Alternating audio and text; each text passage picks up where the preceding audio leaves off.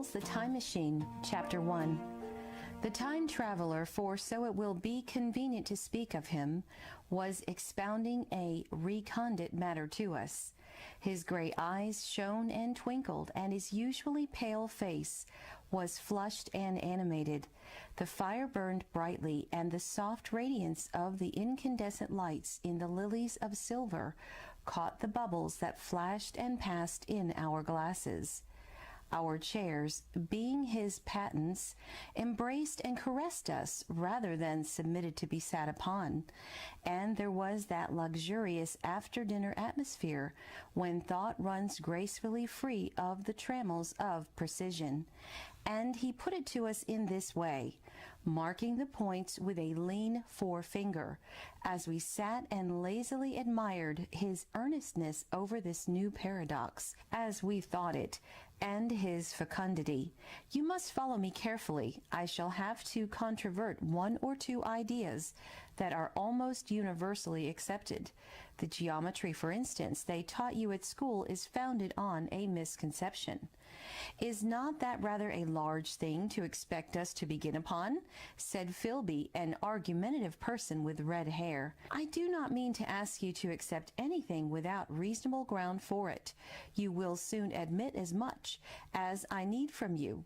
You know, of course, that a mathematical line, a line of thickness nil, has no real existence. They taught you that? Neither has a mathematical plane. These things are mere abstractions. That is all right, said the psychologist. Nor, having only length, breadth, and thickness, can a cube have a real existence. There I object, said Philby. Of course, a solid body may exist. All real things, so most people think. But wait a moment. Can an instantaneous cube exist? Don't follow you, said Philby. Can a cube that does not last for any time at all have a real existence? Philby became pensive. Clearly, the time traveler proceeded, any real body must have extension in 4 directions. It must have length, breadth, thickness, and duration.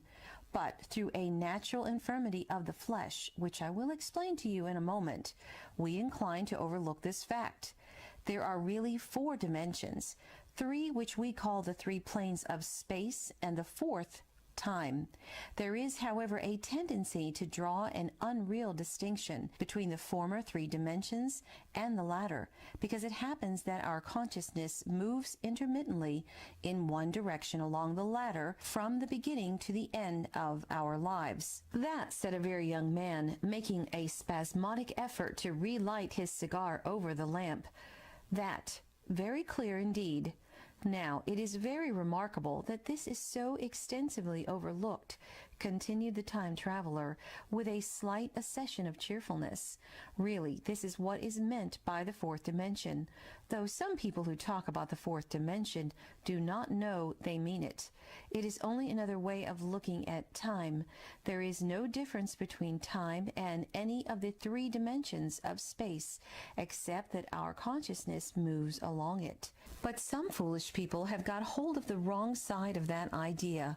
You have all heard what they have to say about this 4th dimension? I have not, said the provincial mayor. It is simply this, that space, as our mathematicians have it, is spoken of as having 3 dimensions, which one may call the length, breadth, and thickness, and is always definable by reference to 3 planes, each at right angles to the others. But some philosophical people have been asking why 3 dimensions particularly? Why not another direction at right angles to the other 3? And have even tried to construct a 4-dimensional geometry. Professor Simon Newcomb was expounding this to the New York Mathematical Society only a month or so ago. You know how on a flat surface which has only 2 dimensions, we can represent a figure of a 3-dimensional solid, and similarly, they think that by models of 3 dimensions, they could represent one of 4, if they could master the perspective of the thing. See? I think so, murmured the provincial mayor, and knitting his brows, he lapsed into an introspective state, his lips moving as one who repeats mystic words. "Yes, I think I see it now," he said after some time, brightening in a quite transitory manner. "Well, I do not mind telling you I have been at work upon this geometry of 4 dimensions for some time. Some of my results are curious. For instance, here is a portrait of a man at 8 years old, another at 15, another at 17, another at 23, and so on. All these are evidently sections, as it were, 3-dimensional representations of his 4-dimensioned being, which is a fixed and unalterable thing. Scientific people," proceeded the time traveler, after the pause required for the proper assimilation of this, "know very well that time is only a kind of space. Here is a popular scientific diagram, a weather record. This line I trace with my finger shows the movement of the barometer. Yesterday it was so high, yesterday night it fell, then this morning it rose again, and so gently upward to here. Surely the mercury did not trace this line in any of the dimensions of space generally recognized, but certainly it traced such a line, and that line, therefore, we must conclude was along the time dimension." "But," said the medical man, staring hard at a coal in the fire, "if time is really only a 4th dimension of space, why is it, and why has it always been, regarded as something different? And why cannot we move about in time as we move about in the other dimensions of space?" The time traveler smiled. "Are you so sure we can move freely in space? Right and left we can go, backward and forward freely enough, and men always have done so. I admit we move freely in 2 dimensions, but how about up and down? Gravitation limits us there." "Not exactly," said the medical man. "There are balloons." But before the balloons, save for spasmodic jumping and the inequalities of the surface, man had no freedom of vertical movement. "Still, they could move a little up and down," said the medical man. "Easier, far easier down than up. And you cannot move at all in time. You cannot get away from the present moment." "My dear sir, that is just where you are wrong. That is just where the whole world has gone wrong. We are always getting away from the present moment. Our mental existences, which are immaterial and have no dimensions, are passing along the time dimension with a uniform velocity from the cradle to the grave, just as we should travel down if we began our existence 50 miles above the earth's surface." "But the great difficulty is this," interrupted the psychologist. "You can move about in all directions of space, but you cannot move about in time. That is the germ of my great discovery. But you are wrong to say that we cannot move about in time. For instance, if I am recalling an incident very vividly, I go back to the instant of its occurrence. I become absent-minded, as you say. I jump back for a moment. Of course, we have no means of staying back for any length of time, any more than a savage or an animal has of staying 6 feet above the ground. But a civilized man is better off than the savage in this respect. He can go up against gravitation in a balloon, and why should he not hope that ultimately he may be able to stop or accelerate his drift along the time dimension, or even turn about and travel the other way? "Oh, this," began Philby, "is all—" "Why not?" said the time traveler. "It's against reason," said Philby. "What reason?" said the time traveler. "You can show black is white by argument," said Philby, "but you will never convince me." "Possibly not," said the time traveler, "but now you begin to see the object of my investigations into the geometry of 4 dimensions. Long ago I had a vague inkling of a machine." "To travel through time?" exclaimed the very young man. "That shall travel indifferently in any direction of space and time as the driver determines." Philby contented himself with laughter. "But I have experimental verification," said the time traveler. "It would be remarkably convenient for the historian," the psychologist suggested. "One might travel back and verify the accepted account of the Battle of Hastings, for instance." "Don't you think you would attract attention?" said the medical man. "Our ancestors had no great tolerance for anachronisms. One might get one's Greek from the very lips of Homer and Plato," the very young man thought. "In which case they would certainly plow you for a little go. The German scholars have improved Greek so much. Then there is the future, said the very young man. Just think, one might invest all one's money, leave it to accumulate at interest, and hurry on ahead. To discover a society, said I, erected on a strictly communistic basis. Of all the wild, extravagant theories, began the psychologist. Yes, so it seemed to me, and so I never talked of it until— Experimental verification, cried I. You are going to verify that? The experiment, cried Philby, who was getting brain-weary. Let's see your experiment anyhow, said the psychologist, though it's all humbug, you know. The time traveler smiled round at us, then, still smiling faintly, and with his hands deep in his trousers pockets, he walked slowly out of the room, and we heard his slippers shuffling down the long passage to his laboratory. The psychologist looked at us. I wonder what he's got. Some sleight-of-hand trick or other, said the medical man, and Philby tried to tell us about a conjurer he had seen at Burslem. But before he had finished his preface, the time traveler came back, and Philby's anecdote collapsed.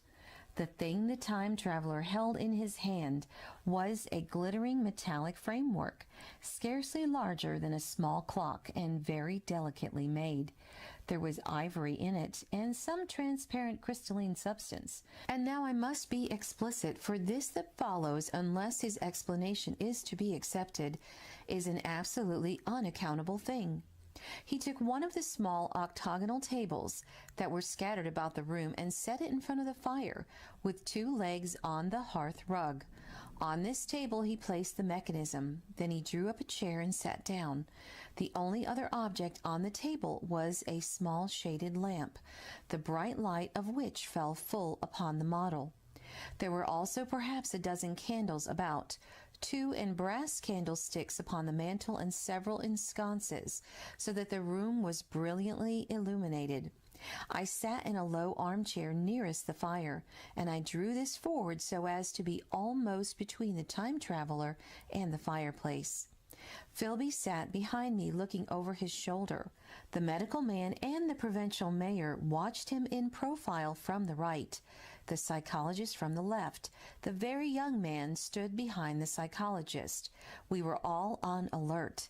It appears incredible to me that any kind of trick, however subtly conceived and however adroitly done, could have been played upon us under these conditions. The time traveler looked at us and then at the mechanism.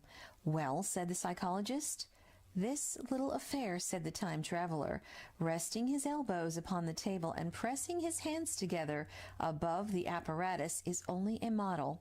It is my plan for a machine to travel through time. You will notice that it looks singularly askew, and that there is an odd twinkling appearance about this bar, as though it was in some way unreal. He pointed to the part with his finger. Also, here is one little white lever, and here is another. The medical man got up out of his chair and peered into the thing. It's beautifully made, he said. It took 2 years to make, retorted the time traveler. Then, when we had all imitated the action of the medical man, he said, Now, I want you clearly to understand that this lever, being pressed here, sends the machine gliding into the future, and this other reverses the motion. This saddle represents the seat of a time traveler. Presently, I am going to press the lever, and off the machine will go. It will vanish, pass into future time, and disappear. Have a good look at the thing, look at the table too, and satisfy yourselves there is no trickery. There was a minute's pause, perhaps. The psychologist seemed about to speak to me, but changed his mind. Then the time traveler put forth his finger toward the lever. No, he said suddenly, lend me your hand. And turning to the psychologist, he took that individual's hand in his own and told him to put out his forefinger. So that it was the psychologist himself who sent forth the model time machine on its interminable voyage. We all saw the lever turn. I am absolutely certain there was no trickery. There was a breath of wind, and the lamp flame jumped. One of the candles on the mantel was blown out, and the little machine suddenly swung round, became indistinct, was seen as a ghost for a second perhaps, as an eddy of faintly glittering brass and ivory, and it was gone, vanished. Save for the lamp, the table was bare. Everyone was silent for a moment. Then Philby said he was damned. The psychologist recovered from his stupor and suddenly looked under the table. At that, the time traveler laughed cheerfully. "Well," he said, with a reminiscence of the psychologist. Then, getting up, he went to the tobacco jar on the mantel, and with his back to us, began to fill his pipe. We stared at each other. "Look here," said the medical man. "Are you in earnest about this? Do you seriously believe that that machine has traveled into time?" "Certainly," said the time traveler, stooping to light a spill at the fire. Then he turned, lighting his pipe, to look at the psychologist's face. The psychologist, to show that he was not unhinged, helped himself to a cigar and tried to light it uncut. "What is more, I have a big machine nearly finished in there." He indicated the laboratory. "And when that is put together, I mean to have a journey on it of my own account." "You mean to say that that machine has traveled into the future?" said Philby. "Into the future or the past, I don't know for certain. I don't know which." After an interval, the psychologist had an inspiration. "It must have gone into the past if it has gone anywhere," he said. "Why?" said the time traveler. "Because I presume that it has not moved into space, and if it traveled into the future it would still be here all this time, since it must have traveled through this time." "But," said I, "if it traveled into the past it would have been visible when we came first into the room, and last Thursday when we were here, and the Thursday before that, and so forth." "Serious objections," remarked the provincial mayor, with an air of impartiality, turning towards the time traveler. "Not a bit," said the time traveler. "And to the psychologist, you think you can explain that? It's presentation below the threshold, you know, diluted presentation." "Of course," said the psychologist, and reassured us. "That's a simple point of psychology. I should have thought of it. It's plain enough, and helps the paradox delightfully. We cannot see it, nor can we appreciate this machine any more than we can the spoke of a wheel spinning, or a bullet flying through the air. If it is traveling through time 50 times or 100 times faster than we are, if it gets through a minute while we get through a second, the impression it creates will of course be only 1/50th or 1/100th of what it would make if it were not traveling in time. That's plain enough." He passed his hand through the space in which the machine had been. "You see," he said, laughing. We sat and stared at the vacant table for a minute or so. Then the time traveler asked us what we thought of it all. "It sounds plausible enough tonight," said the medical man, "but wait until tomorrow. Wait for the common sense of the morning." "Would you like to see the time machine itself?" asked the time traveler. And therewith, taking the lamp in his hand, he led the way down the long, draughty corridor to his laboratory. I remember vividly the flickering light, his queer, broad head in silhouette, the dance of the shadows, how we all followed him, puzzled but incredulous, and how there in the laboratory we beheld a larger edition of the little mechanism which we had seen vanish before our eyes. Parts were of nickel, parts of ivory. Parts had certainly been filed or sawn out of rock crystal. The thing was generally complete, but the twisted crystalline bars lay unfinished upon the bench beside some sheets of drawings, and I took one up for a better look at it. Quartz it seemed to be. "Look here," said the medical man, "are you perfectly serious? Or is this a trick, like that ghost you showed us last Christmas?" "Upon that machine," said the time traveler, holding the lamp aloft, "I intend to explore time. Is that plain? I was never more serious in my life." None of us quite knew how to take it. I caught Philby's eye over the shoulder of the medical man, and he winked at me solemnly. Chapter 2. I think that at the time none of us quite believed in the time machine. The fact is, the time traveler was one of those men who are too clever to be believed. You never felt that you saw all round him. You always suspected some subtle reserve, some ingenuity in ambush behind his lucid frankness. Had Philby shown the model and explained the matter in the time traveler's words, we should have shown him far less skepticism, for we should have perceived his motives. A pork butcher could understand Philby, but the time traveler had more than a touch of whim about his elements, and we distrusted him. Things that would have made the fame of a less clever man seemed tricks in his hands. It is a mistake to do things too easily. The serious people who took him seriously never felt quite sure of his deportment. They were somehow aware that trusting their reputations for judgment with him was like furnishing a nursery with egg-shelled china. So I don't think any of us said very much about time traveling in the interval between that Thursday and the next, though its odd potentialities ran, no doubt, in most of our minds. Its plausibility, that is, its practical incredibleness, the curious possibilities of anachronism and of utter confusion it suggested. For my own part, I was particularly preoccupied with the trick of the model that I remember discussing with the medical man whom I met on Friday at the Linnaean. He said he had seen a similar thing at Tübingen and laid considerable stress on the blowing out of the candle. But how the trick was done he could not explain. The next Thursday I went again to Richmond.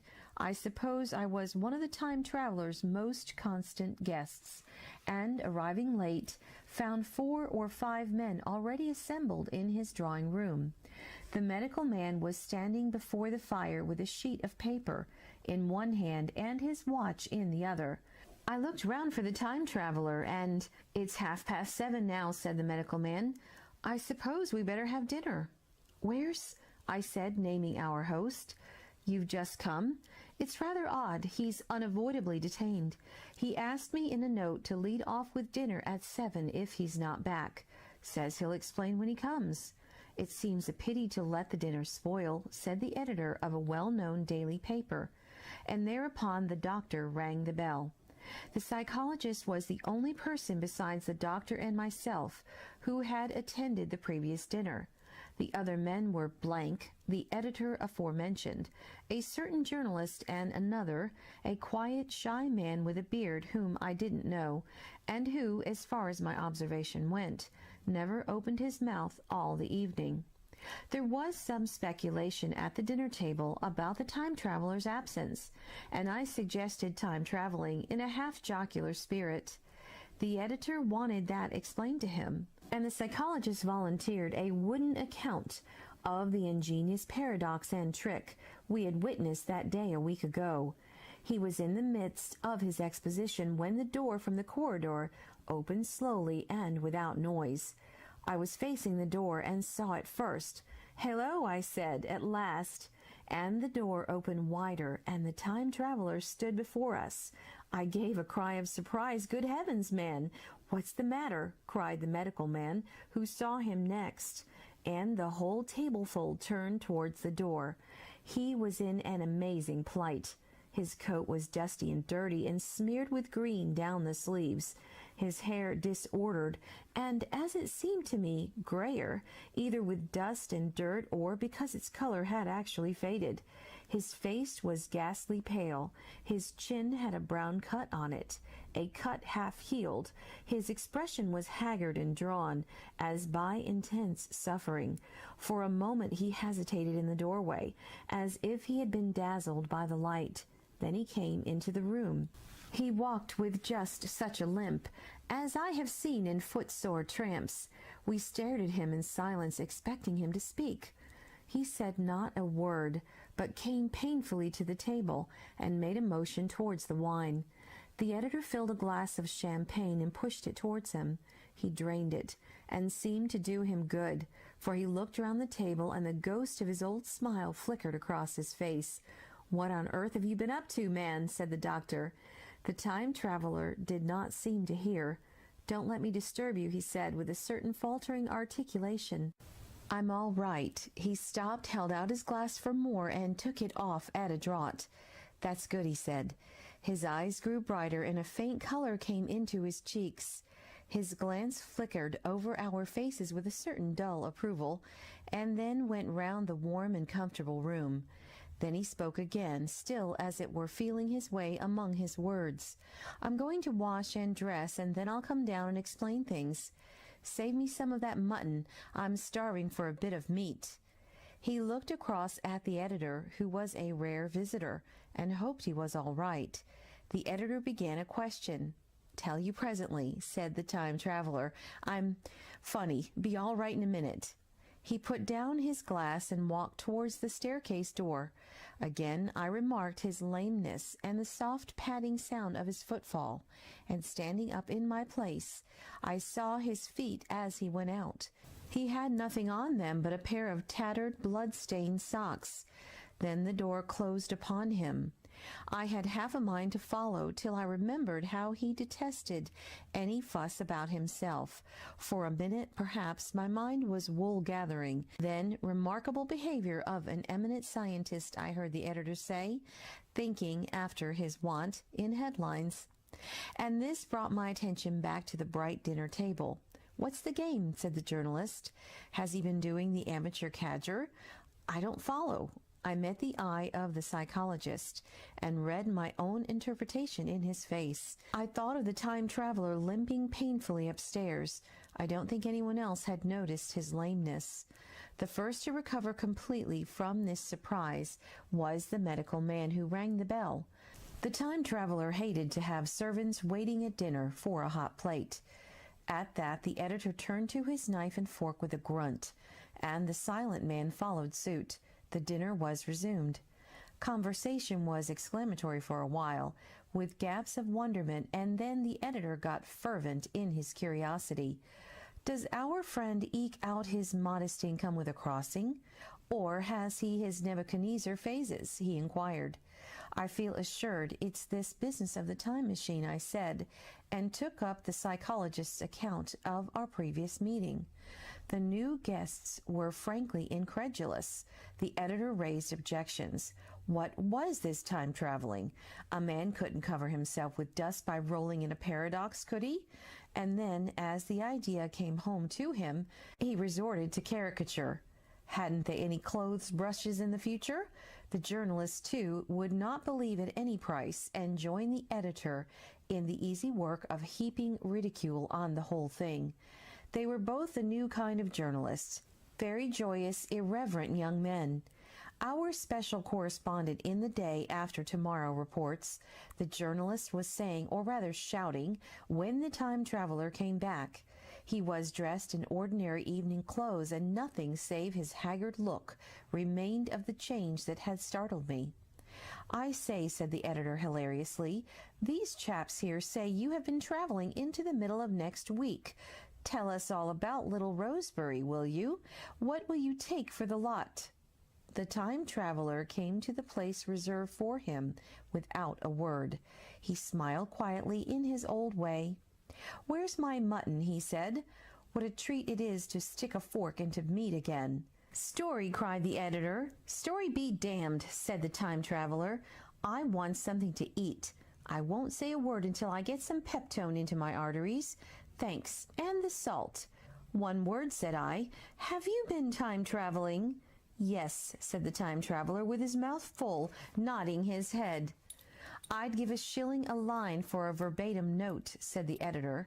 The time traveler pushed his glass towards the silent man and rang it with his fingernail, at which the silent man, who had been staring at his face, started convulsively and poured him wine. The rest of the dinner was uncomfortable. For my own part, sudden questions kept on rising to my lips, and I dare say it was the same with the others. The journalist tried to relieve the tension by telling anecdotes of Hetty Potter. The time traveler devoted his attention to his dinner, and displayed the appetite of a tramp. The medical man smoked a cigarette and watched the time traveler through his eyelashes. The silent man seemed even more clumsy than usual, and drank champagne with regularity and determination out of sheer nervousness. At last the time traveler pushed his plate away and looked round us. "I suppose I must apologize," he said. "I was simply starving. I've had a most amazing time." He reached out his hand for a cigar and cut the end. "But come into the smoking room. It's too long a story to tell over greasy plates." And ringing the bell in passing, he led the way into the adjoining room. "You have told blank and dash and chose about the machine?" he said to me, leaning back in his easy chair and naming the 3 new guests.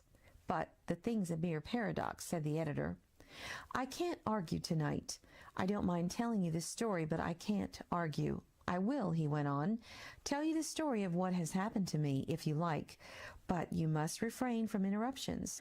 I want to tell it badly. Most of it will sound like lying. So be it. It's true, every word of it, all the same. I was in my laboratory at 4 o'clock, and since then I've been living 8 days, such days as no human being ever lived before. I'm nearly worn out, but I shan't sleep till I've told this thing over to you. Then I shall go to bed, but no interruptions. Is it agreed?" "Agreed," said the editor, and the rest of us echoed "agreed." And with that the time traveler began his story as I have set it forth. He sat back in his chair at first and spoke like a weary man. Afterwards he got more animated.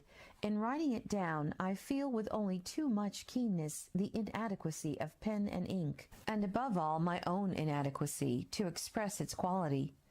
You read, I will suppose, attentively enough, but you cannot see the speaker's white, sincere face in the bright circle of the little lamp, nor hear the intonation of his voice.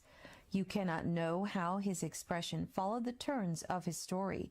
Most of us hearers were in shadow, for the candles in the smoking room had not been lighted, and only the face of the journalist and the legs of the silent man, from the knees downward, were illuminated.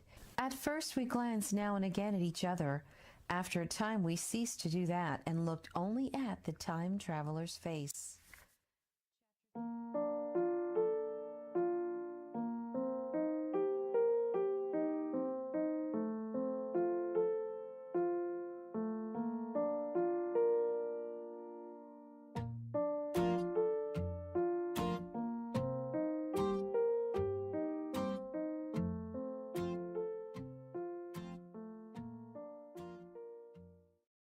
Chapter 3. I told some of you last Thursday of the principles of the time machine and showed you the actual thing itself, incomplete in the workshop.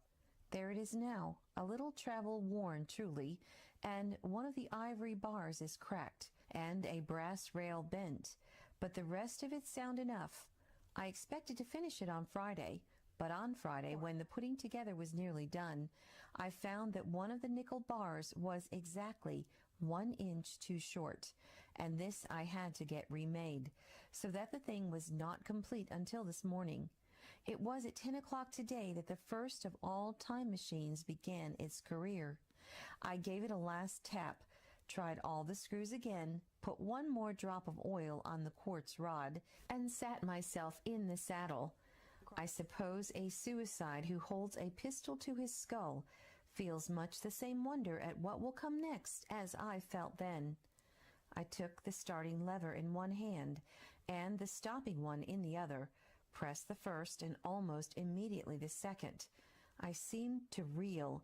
I felt a nightmare sensation of falling, and looking round, I saw the laboratory exactly as before. Had anything happened? For a moment I suspected that my intellect had tricked me. Then I noted the clock.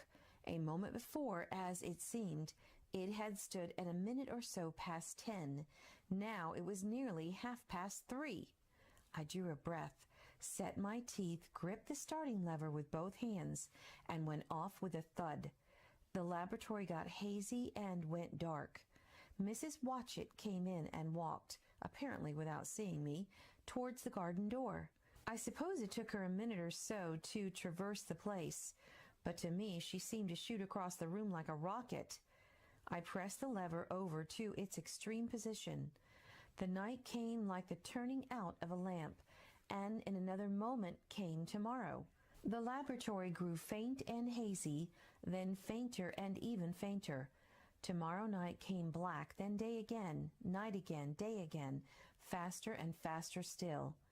An eddying murmur filled my ears, and a strange, dumb confusedness descended on my mind. I am afraid I cannot convey the peculiar sensations of time traveling. They are excessively unpleasant. There is a feeling exactly like one has upon a switchback, of a helpless, headlong motion. I felt the same horrible anticipation, too, of an imminent smash. As I put on pace, night followed day like the flapping of a black wing. The dim suggestion of the laboratory seemed presently to fall away from me, and I saw the sun hopping swiftly across the sky, leaping at every minute, and every minute marking a day. I suppose the laboratory had been destroyed, and I had come into the open air. I had a dim impression of scaffolding, but I was already going too fast to be conscious of any moving things. The slowest snail that ever crawled dashed by too fast for me. The twinkling succession of darkness and light was excessively painful to the eye. Then, in the intermittent darknesses, I saw the moon spinning swiftly through her quarters from new to full, and had a faint glimpse of circling stars. Presently, as I went on, still gaining velocity, the palpitation of night and day merged into one continuous grayness. The sky took on a wonderful deepness of blue, a splendid luminous color like that of early twilight. The jerking sun became a streak of fire, a brilliant arch in space, the moon a fainter fluctuating band, and I could see nothing of the stars, save now and then a brighter circle flickering in the blue. The landscape was misty and vague. I was still on the hillside upon which this house now stands, and the shoulder rose above me gray and dim. I saw trees growing and changing like puffs of vapor. Now brown, now green, they grew, spread, shivered, and passed away. I saw huge buildings rise up faint and fair, and pass like dreams. The whole surface of the earth seemed changed, melting and flowing under my eyes. The little hands upon the dials that registered my speed raced round faster and faster. Presently I noted that the sun belt swayed up and down from solstice to solstice in a minute or less, and that consequently my pace was over a year a minute, and minute by minute the white snow flashed across the world and vanished, and was followed by the bright, brief green of spring. The unpleasant sensations of the start were less poignant now. They merged at last into a kind of hysterical exhilaration. I remarked indeed a clumsy swaying of the machine, for which I was unable to account, but my mind was too confused to attend to it. So, with a kind of madness growing upon me, I flung myself into futurity. At first I scarce thought of stopping, scarce thought of anything but these new sensations, but presently a fresh series of impressions grew up in my mind, a certain curiosity, and therewith a certain dread, until at last they took complete possession of me. What strange developments of humanity! What wonderful advances upon our rudimentary civilization, I thought, might not appear when I came to look nearly into the dim, elusive world that raced and fluctuated before my eyes. I saw great and splendid architecture rising about me, more massive than any buildings of our own time, and yet, as it seemed, built of glimmer and mist. I saw a richer green flow up the hillside, and remain there without any wintry intermission. Even through the veil of my confusion, the earth seemed very fair, and so my mind came round to the business of stopping. The peculiar risk lay in the possibility of my finding some substance in the space which I or the machine occupied. So long as I traveled at a high velocity through time, this scarcely mattered.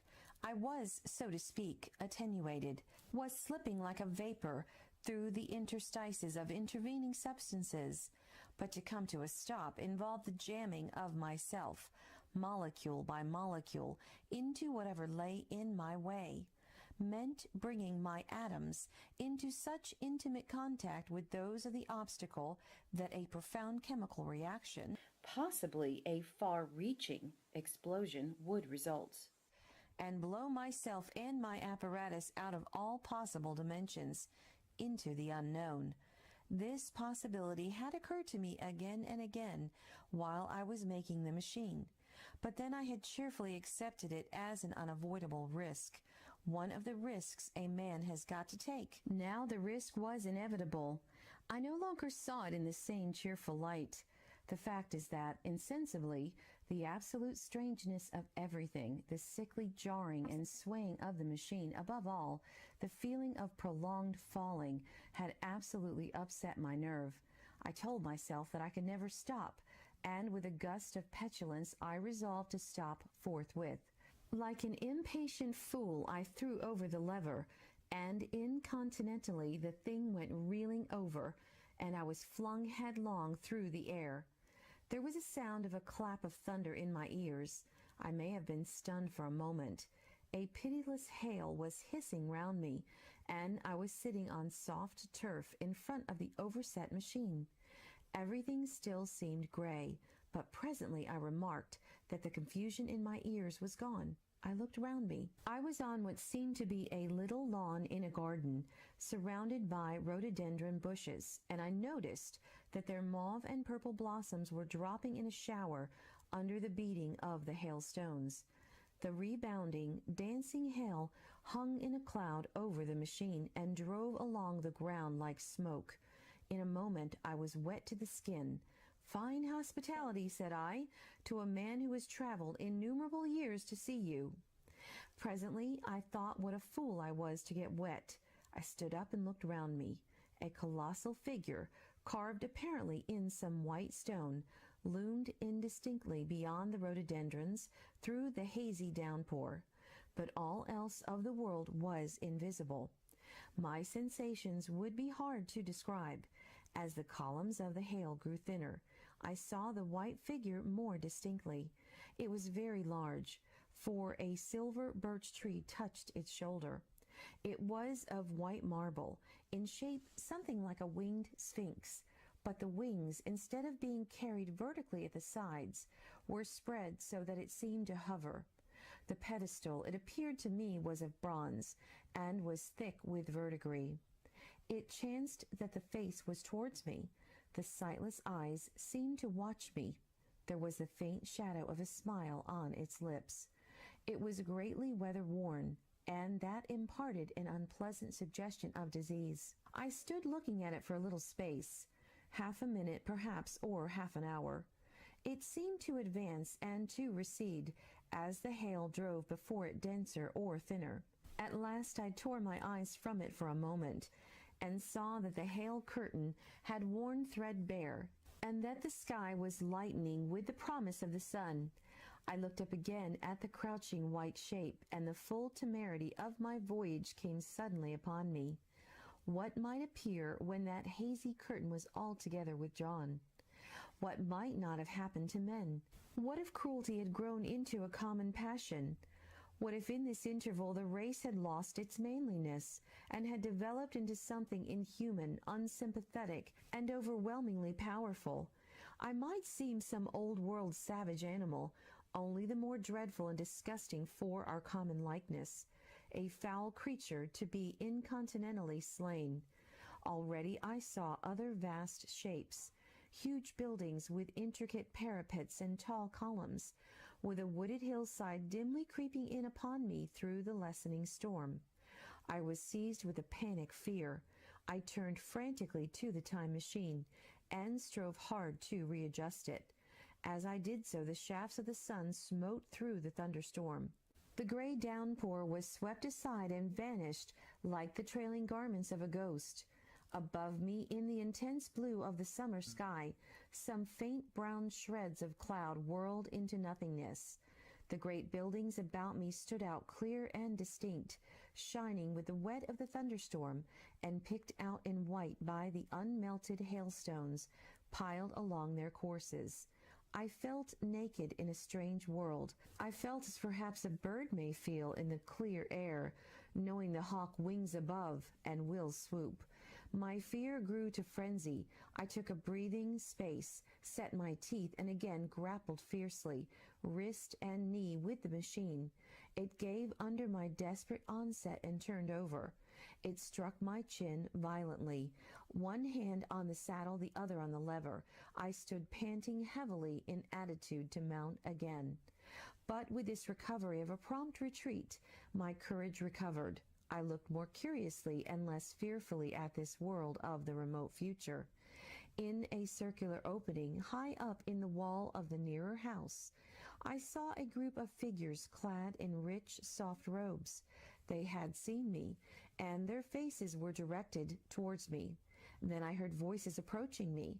Coming through the bushes by the white sphinx were the heads and shoulders of men running. One of these emerged in a pathway leading straight to the little lawn upon which I stood with my machine.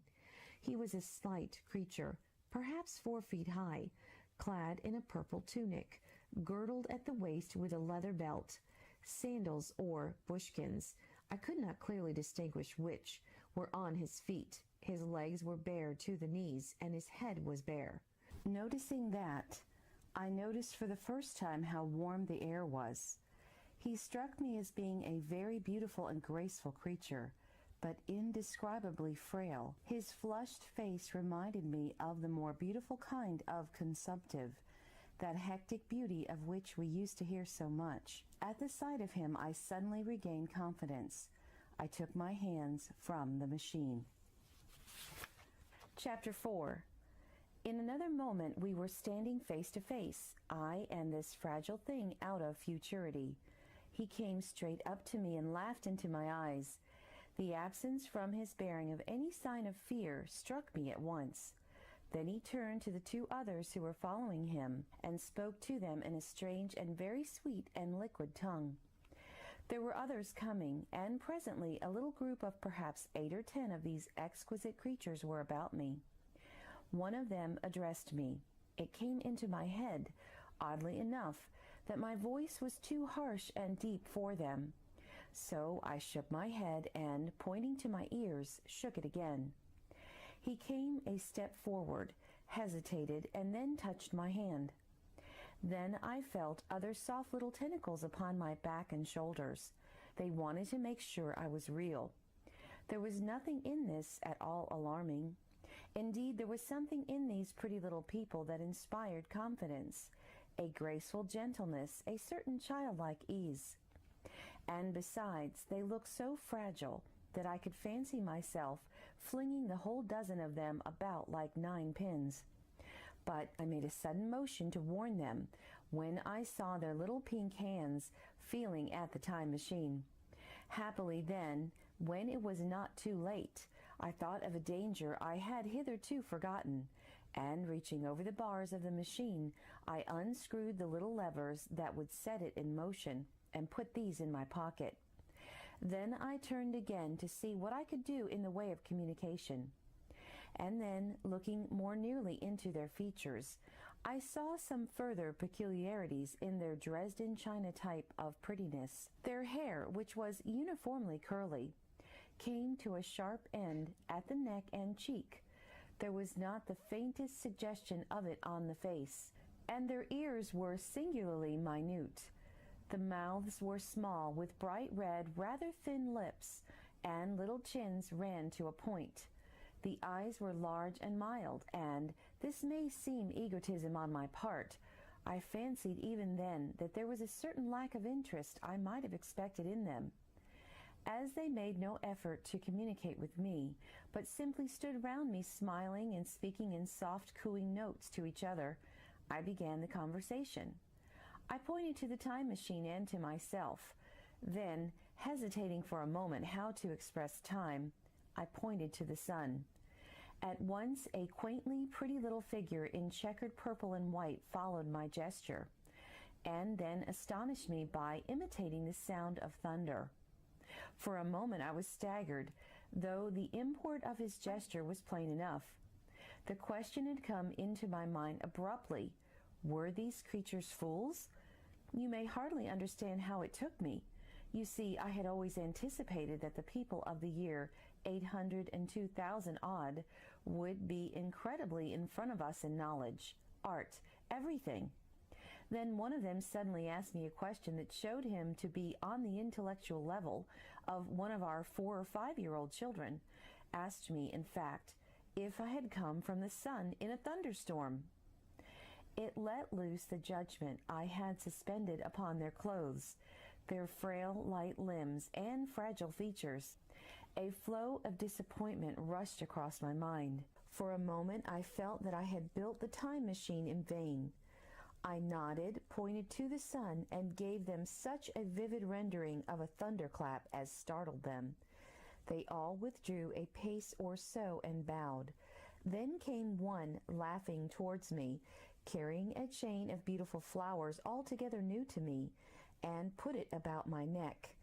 The idea was received with melodious applause, and presently they all were running to and fro for flowers, and laughingly flinging them upon me until I was almost smothered with blossom. You who have never seen the like can scarcely imagine what delicate and wonderful flowers countless years of culture had created.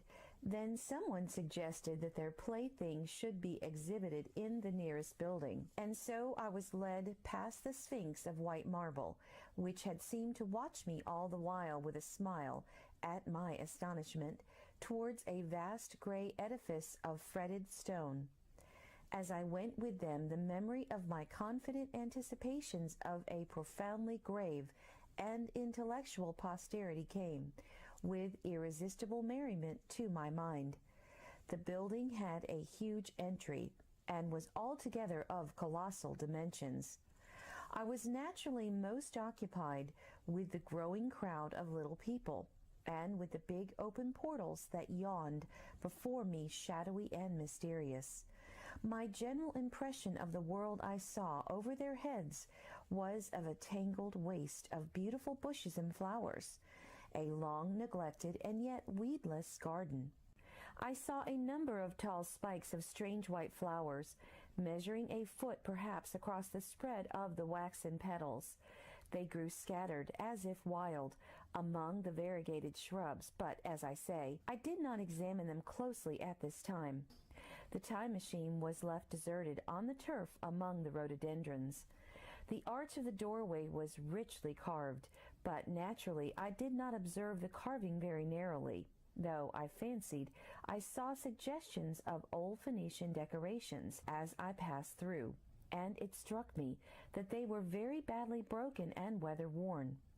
Several more brightly clad people met me in the doorway, and so we entered, I dressed in dingy 19th century garments, looking grotesque enough, garlanded with flowers, and surrounded by an eddying mass of bright, soft-colored robes and shining white limbs, in a melodious whirl of laughter and laughing speech. The big doorway opened into a proportionately great hall hung with brown. The roof was in shadow, and the windows, partially glazed with colored glass and partially unglazed, admitted a tempered light. The floor was made up of huge blocks of some very hard white metal, not plates nor slabs, blocks, and it was so much worn, as I judged by the going to and fro of past generations, as to be deeply channeled along the more frequented ways. Transverse to the length were innumerable tables made of slabs of polished stone, raised perhaps a foot from the floor, and upon these were heaps of fruits.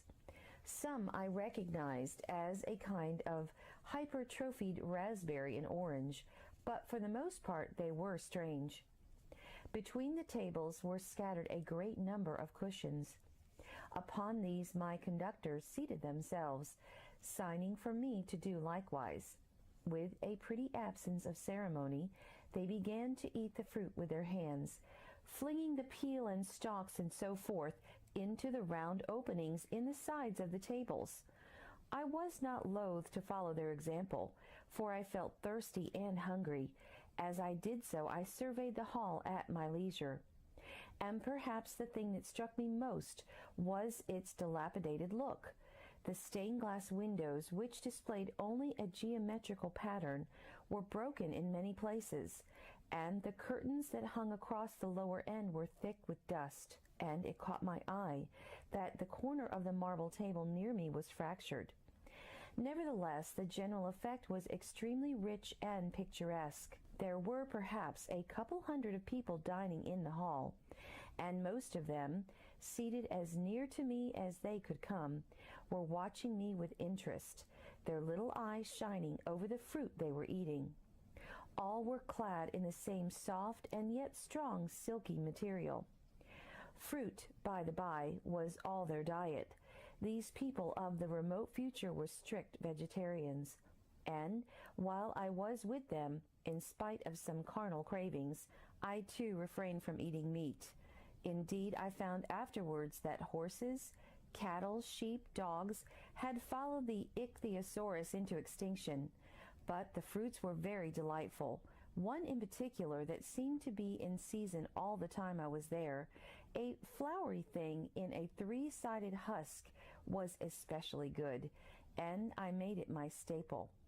At first I was puzzled by all these strange fruits, and by the strange flowers I saw, but later I began to perceive their import. However, I am telling you of my fruit dinner in the distant future now. So soon as my appetite was a little checked, I determined to make a resolute attempt to learn the speech of these new men of mine. Clearly that was the next thing to do. The fruit seemed a convenient thing to begin upon, and holding one of these up, I began a series of interrogative sounds and gestures. I had some considerable difficulty in conveying my meaning. At first my efforts met with a stare of surprise or inextinguishable laughter, but presently a fair-haired little creature seemed to grasp my intention and repeated a name. They had to chatter and explain the business at great length to each other, and my first attempts to make the exquisite little sounds of their language caused an immense amount of amusement. However, I felt like a schoolmaster amidst children, and persisted, and presently I had a score of noun substantives at least at my command, and then I got to demonstrative pronouns and even the verb to eat. But it was slow work, and the little people soon tired and wanted to get away from my interrogations, so I determined, rather of necessity, to let them give their lessons in little doses when they felt inclined, and very little doses I found they were before long, for I never met people more indolent or more easily fatigued. A queer thing I soon discovered about my little hosts, and that was their lack of interest. They would come to me with eager cries of astonishment like children, but like children they would soon stop examining me and wander away after some other toy. The dinner and my conversational beginnings ended, I noted for the first time that almost all those who had surrounded me at first were gone. It was odd, too, how speedily I came to disregard these little people. I went out through the portal into the sunlit world again so soon as my hunger was satisfied. I was continually meeting more of these men of the future, who would follow me a little distance, chatter and laugh about me, and having smiled and gesticulated in a friendly way, leave me again to my own devices. The calm of the evening was upon the world as I emerged from the great hall, and the scene was lit by the warm glow of the setting sun. At first, things were very confusing. Everything was so entirely different from the world I had known, even the flowers. The big building I had left was situated on the slope of a broad river valley, but the Thames had shifted, perhaps a mile from its present position. I resolved to mount to the summit of a crest, perhaps a mile and a half away, from which I could get a wider view of this our planet in the year 802,701 A.D. For that, I should explain, was the date the little dials on my machine recorded. As I walked, I was watchful for every impression that could possibly help to explain the condition of a ruinous splendor in which I'd found the world, for ruinous it was.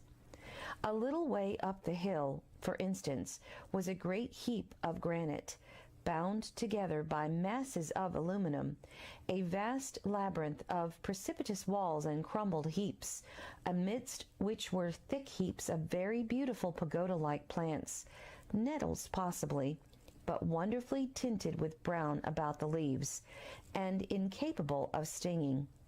It was evidently the derelict remains of some vast structure, to what end built I could not determine. It was here that I was destined, at a later date, to have a very strange experience, the first intimation of a still stranger discovery. But of that I will speak in its proper place. Looking round with a sudden thought, from the terrace on which I rested for a while, I realized that there were no small houses to be seen. Apparently the single house, and possibly even the household, had vanished. Here and there among the greenery were palace-like buildings, but the house and the cottage, which form such characteristic features of our own English landscape, had disappeared. Communism, I said to myself, and on the heels of that came another thought. I looked at the half-dozen little figures that were following me. Then in a flash I perceived that all had the same form of costume, the same soft hairless visage, and the same girlish rotundity of limb. It may seem strange, perhaps, that I had not noticed this before, but everything was so strange. Now I saw the fact plainly enough. In costume and in all the differences of texture and bearing that now mark off the sexes from each other, these people of the future were alike, and the children seemed to my eyes to be but the miniatures of their parents. I judged then that the children of that time were extremely precocious, physically at least, and I found afterwards abundant verification of my opinion. Seeing the ease and security in which these people were living, I felt that this close resemblance of the sexes was after all what one would expect, for the strength of a man and the softness of a woman, the institution of the family, and differentiation of occupations are mere militant necessities of an age of physical force. Where population is balanced and abundant, much childbearing becomes an evil rather than a blessing to the state. Where violence comes but rarely and offspring are secure, there is less necessity, indeed there is no necessity, for an efficient family and the specialization of the sexes with reference to their children's needs disappears. We see some beginnings of this even in our own time, and in this future age it was complete. This, I must remind you, was my speculation at the time. Later I was to appreciate how far it fell short of the reality. While I was musing upon these things, my attention was attracted by a pretty little structure, like a well under a cupola. I thought in a transitory way of the oddness of wells still existing, and then resumed the thread of my speculations. There were no large buildings towards the top of the hill, and as my walking powers were evidently miraculous, I was presently left alone for the first time. With a strange sense of freedom and adventure, I pushed on up to the crest. There I found a seat of some yellow metal that I did not recognize, corroded in places, with a kind of pinkish rust, and half smothered in soft moss. The arm rests cast and filed into the resemblance of griffins' heads. I sat down on it, and I surveyed the broad view of our old world under the sunset of that long day. It was as sweet and fair a view as I have ever seen. The sun had already gone below the horizon, and the west was flaming gold, touched with some horizontal bars of purple and crimson. Below was the valley of the Tame, in which the river lay like a band of burnished steel. I have already spoken of the great palaces dotted about among the variegated greenery, some in ruins and some still occupied. Here and there rose a white or silvery figure in the waste garden of the earth. Here and there came the sharp vertical line of some cupola or obelisk. There were no hedges, no signs of proprietary rights, no evidences of agriculture. The whole earth had become a garden. So watching, I began to put my interpretation upon the things I had seen, and as it shaped itself to me that evening, my interpretation was something in this way. Afterwards, I found I had got only a half-truth, or only a glimpse of one facet of the truth. It seemed to me that I had happened upon humanity upon the wane. The ruddy sunset set me thinking of the sunset of mankind. For the first time I began to realize an odd consequence of the social effort in which we are at present engaged. And yet, come to think, it is a logical consequence enough. Strength is the outcome of need. Security sets a premium on feebleness. The work of ameliorating the conditions of life, the true civilizing process that makes life more and more secure, had gone steadily on to a climax. One triumph of a united humanity over nature had followed another. Things that are now mere dreams had become projects deliberately put in hand and carried forward. And the harvest was what I saw. After all, the sanitation and the agriculture of today are still in the rudimentary stage. The science of our time has attacked but a little department of the field of human disease, but even so, it spreads its operations very steadily and persistently. Our agriculture and horticulture destroy a weed just here and there and cultivate perhaps a score or so of wholesome plants, leaving the greater number to fight out a balance as they can. We improve our favorite plants and animals, and how few they are, gradually by selective breeding. Now a new and better peach, now a seedless grape, now a sweeter and larger flower, now a more convenient breed of cattle. We improve them gradually because our ideals are vague and tentative, and our knowledge is very limited, because nature, too, is shy and slow in our clumsy hands. Someday all this will be better organized and still better. This is the drift of our current, in spite of the eddies. The whole world will be intelligent, educated, and cooperating. Things will move faster and faster towards the subjugation of nature. In the end, wisely and carefully we shall readjust the balance of animal and vegetable life to suit our human needs. This adjustment, I say, must have been done and done well, done indeed for all time, in the space of time across which my machine had leapt. The air was free from gnats, the earth from weeds or fungi. Everywhere were fruits and sweet and delightful flowers. Brilliant butterflies flew hither and thither. The ideal of preventive medicine was attained. Diseases had been stamped out.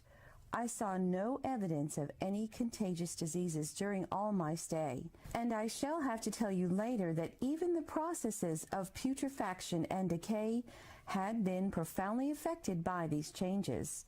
Social triumphs, too, had been affected. I saw mankind housed in splendid shelters, gloriously clothed, and as yet I had found them engaged in no toil. There were no signs of struggle, neither social nor economical struggle. The shop, the advertisement, traffic, all that commerce which constitutes the body of our world was gone.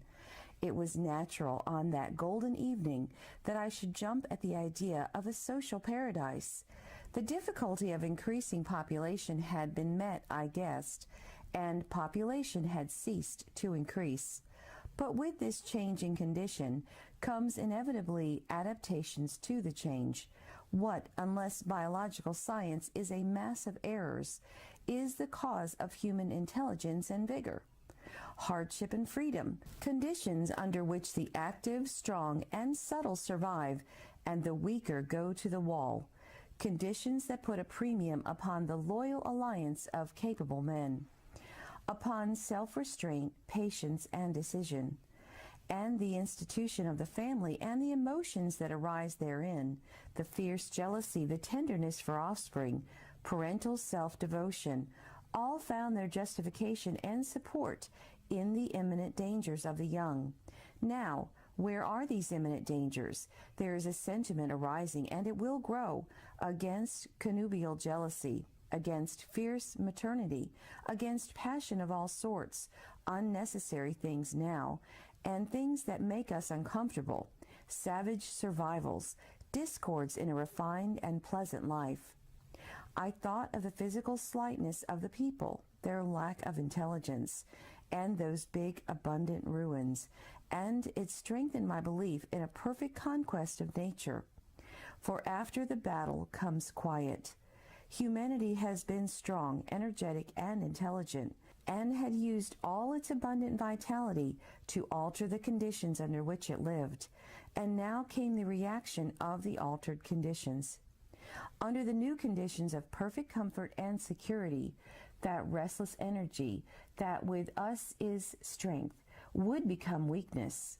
Even in our time, certain tendencies and desires, once necessary to survival, are a constant source of failure. Physical courage and the love of battle, for instance, are no great help, may even be hindrances to a civilized man. And in a state of physical balance and security, power, intellectual as well as physical, would be out of place. For countless years I judged there had been no danger of war or solitary violence, no danger from wild beasts, no wasting disease to require strength of constitution, no need of toil. For such a life, what we should call the weak are as well equipped as the strong, are indeed no longer weak. Better equipped indeed they are, for the strong would be fretted by an energy for which there was no outlet. No doubt the exquisite beauty of the buildings I saw was the outcome of the last surgings of the now purposeless energy of mankind before it settled down into perfect harmony with the conditions under which it lived. The flourish of that triumph which began the last great peace. This has ever been the fate of energy in security. It takes to art and to eroticism, and then come languor and decay. Even this artistic impetus would at last die away, had almost died in the time I saw. To adorn themselves with flowers, to dance, to sing in the sunlight, so much was left of the artistic spirit and no more. Even that would fade in the end into a contented inactivity. We are kept keen on the grindstone of pain and necessity, and it seemed to me that here was the hateful grindstone broken at last. As I stood there in the gathering dark, I thought that in this simple explanation I had mastered the problem of the world, mastered the whole secret of these delicious people. Possibly the checks they had devised for the increase of population had succeeded too well, and their numbers had rather diminished than kept stationary. That would account for the abandoned ruins. Very simple was my explanation, and plausible enough, as most wrong theories are.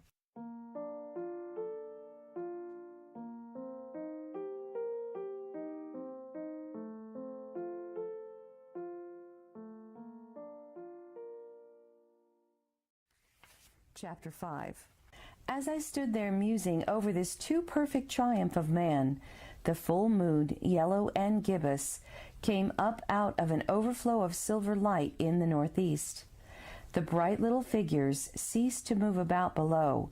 A noiseless owl flitted by, and I shivered with the chill of the night.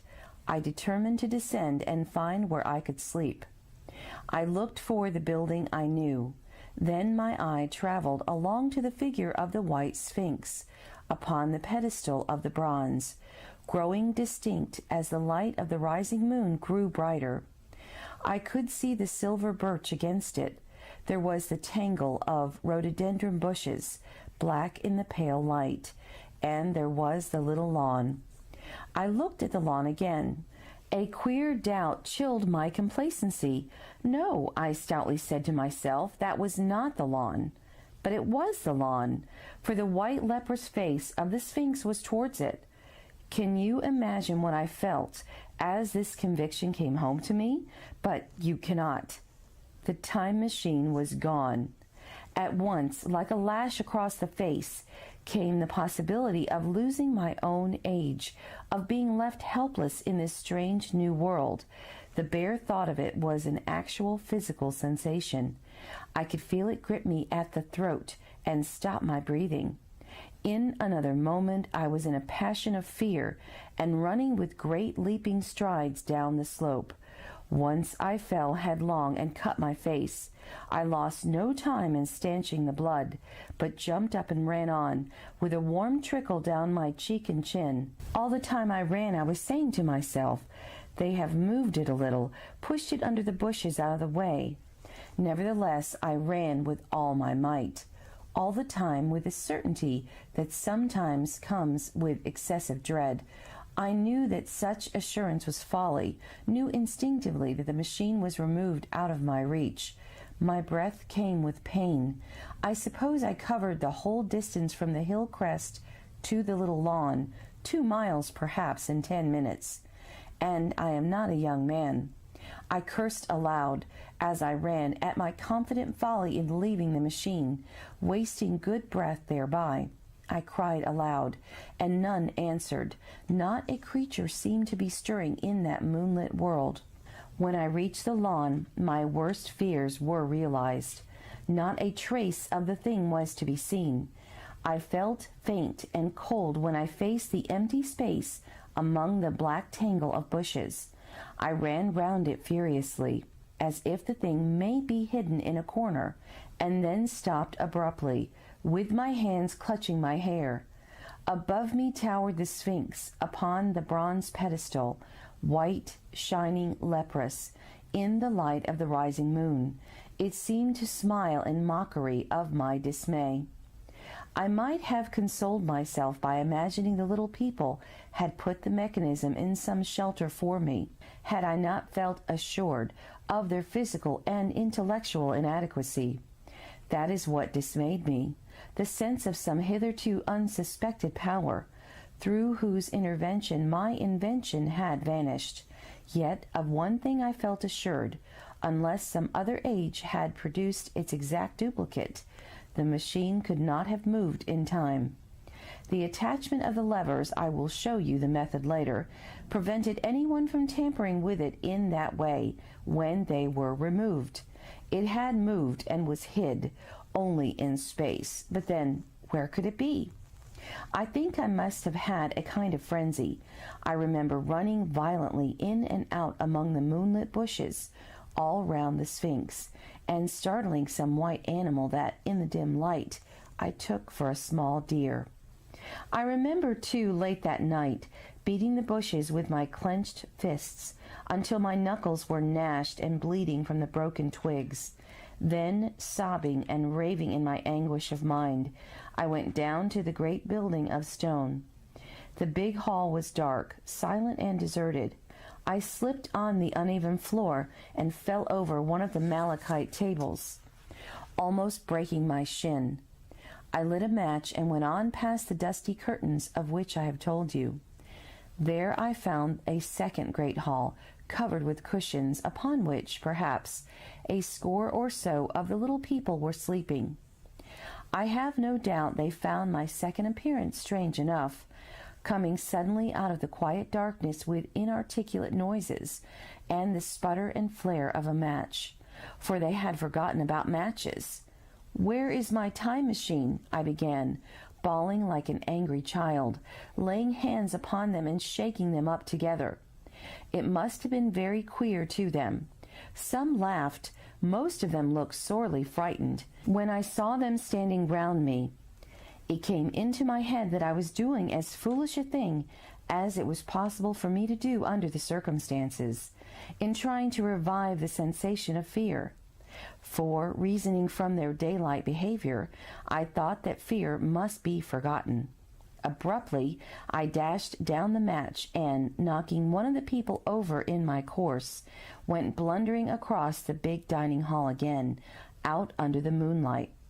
I heard cries of terror, and their little feet running and stumbling this way and that. I do not remember all I did as the moon crept up the sky. I suppose it was the unexpected nature of my loss that maddened me. I felt hopelessly cut off from my own kind, a strange animal in an unknown world. I must have raved to and fro, screaming and crying upon God and fate. I have a memory of horrible fatigue, as the long night of despair wore away, of looking in this impossible place and that, of groping among moonlit ruins and touching strange creatures in the black shadows at last, of lying on the ground near the Sphinx and weeping with absolute wretchedness. I had nothing left but misery. Then I slept, and when I woke again it was full day, and a couple of sparrows were hopping round me on the turf within reach of my arm. I sat up in the freshness of the morning, trying to remember how I had got there, and why I had such a profound sense of desertion and despair. Then things came clear in my mind. With the plain, reasonable daylight, I could look my circumstances fairly in the face.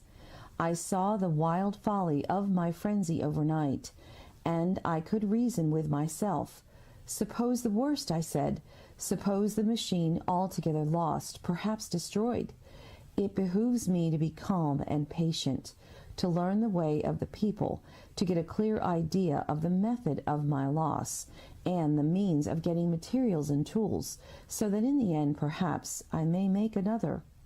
That would be my only hope, a poor hope perhaps, but better than despair. And after all, it was a beautiful and curious world. But probably the machine had only been taken away.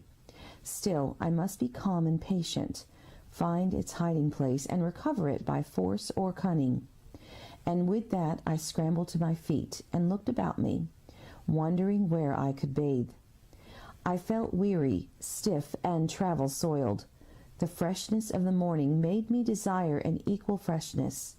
I had exhausted my emotion. Indeed, as I went about my business, I found myself wondering at my intense excitement overnight. I made a careful examination of the ground about the little lawn. I wasted some time in futile questionings, conveyed as well as I was able to such of the little people as came by. They all failed to understand my gestures. Some were simply stolid. Some thought it was a jest and laughed at me. I had the hardest task in the world to keep my hands off their pretty laughing faces. It was a foolish impulse, but the devil begotten of fear and blind anger was ill-curbed, and still eager to take advantage of my perplexity. The turf gave better counsel. I found a groove ripped in it, about midway between the pedestal of the Sphinx and the marks of my feet where, on arrival, I had struggled with the overturned machine. There were other signs of removal about, with queer, narrow footprints, like those I could imagine made by a sloth. This directed my closer attention to the pedestal. It was, as I think I have said, of bronze. It was not a mere block, but highly decorated with deeply framed panels on either side. I went and rapped at these. The pedestal was hollow. Examining the panels with care, I found them discontinuous with the frames. There were no handles or keyholes, but possibly the panels, if they were doors as I supposed, opened from within. One thing was clear enough in my mind.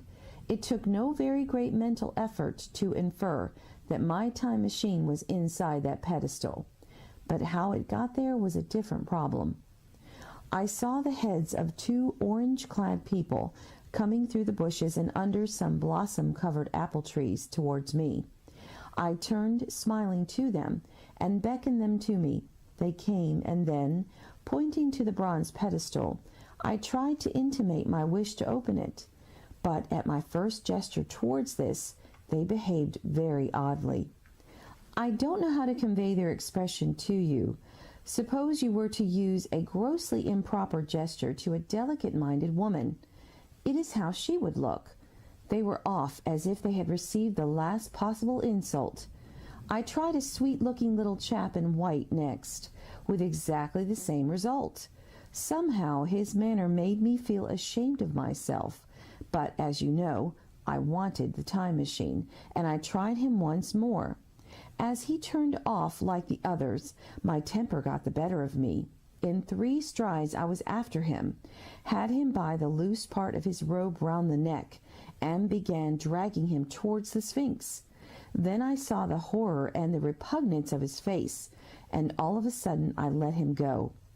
But I was not beaten yet. I banged with my fist at the bronze panels. I thought I heard something stir inside. To be explicit, I thought I heard a sound like a chuckle, but I must have been mistaken. Then I got a big pebble from the river and came and hammered till I had flattened a coil in the decorations, and the verdigris came off in powdery flakes. The delicate little people must have heard me hammering in gusty outbreaks a mile away on either hand, but nothing came of it. I saw a crowd of them upon the slopes, looking furtively at me. At last, hot and tired, I sat down to watch the place.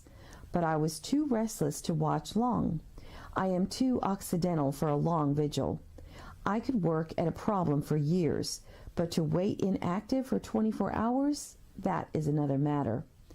I got up after a time and began walking aimlessly through the bushes toward the hill again. Patience, I said to myself.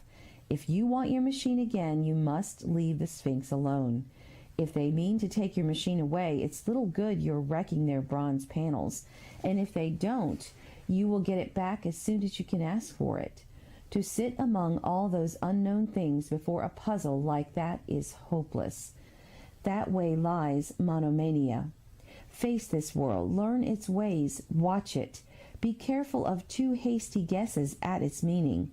In the end, you will find its clues to it all. Then suddenly the humor of the situation came into my mind. The thought of the years I had spent in study and toil to get into the future age, and now my passion of anxiety to get out of it. I had made myself the most complicated and the most hopeless trap that ever a man devised. Although it was at my own expense, I could not help myself. I laughed aloud. Going through the big palace, it seemed to me that the little people avoided me. It may have been my fancy, or it may have had something to do with my hammering at the gates of bronze. Yet I felt tolerably sure of the avoidance. I was careful, however, to show no concern and to abstain from any pursuit of them. And in the course of a day or two, things got back to the old footing. I made what progress I could in the language, and in addition, I pushed my explorations here and there. Either I missed some subtle point, or their language was excessively simple, almost exclusively composed of concrete substantives and verbs. There seemed to be few, if any, abstract terms, or little use of figurative language. Their sentences were usually simple and of 2 words, and I failed to convey or understand any but the simplest propositions. I determined to put the thought of my time machine and the mystery of the bronze doors under the Sphinx as much as possible in the corner of memory, until my growing knowledge would lead me back to them in a natural way. Yet a certain feeling, you may understand, tethered me in a circle of a few miles round the point of my arrival. So far as I could see, all the world displayed the same exuberant richness as the Tame Valley. From every hill I climbed, I saw the same abundance of splendid buildings, endlessly varied in material and style, the same clustering thickets of evergreens, the same blossom-laden trees and tree ferns. Here and there water shone like silver, and beyond, the land rose into blue undulating hills, and so faded into the serenity of the sky. A peculiar feature which presently attracted my attention was the presence of certain circular wells, several, as it seemed to me, of a very great depth. One lay by the path up the hill, which I had followed during my first walk. Like the others, it was rimmed with bronze, curiously wrought and protected by a little cupola from the rain. Sitting by the side of these wells and peering down into the shafted darkness, I could see no gleam of water, nor could I start any reflection with a lighted match. But in all of them I heard a certain sound, a thud, thud, thud, like the beating of some big engine, and I discovered, from the flaring of my matches, that a steady current of air set down the shafts.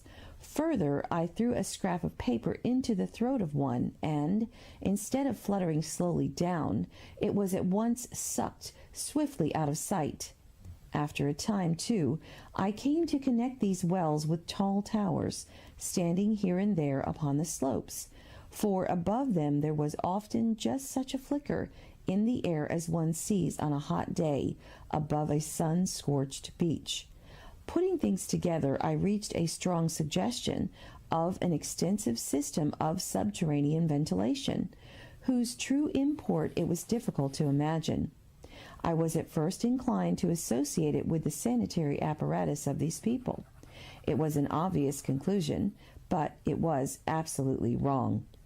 And here I must admit that I learned very little of drains and bells and modes of conveyance and the like conveniences during my time in this real future.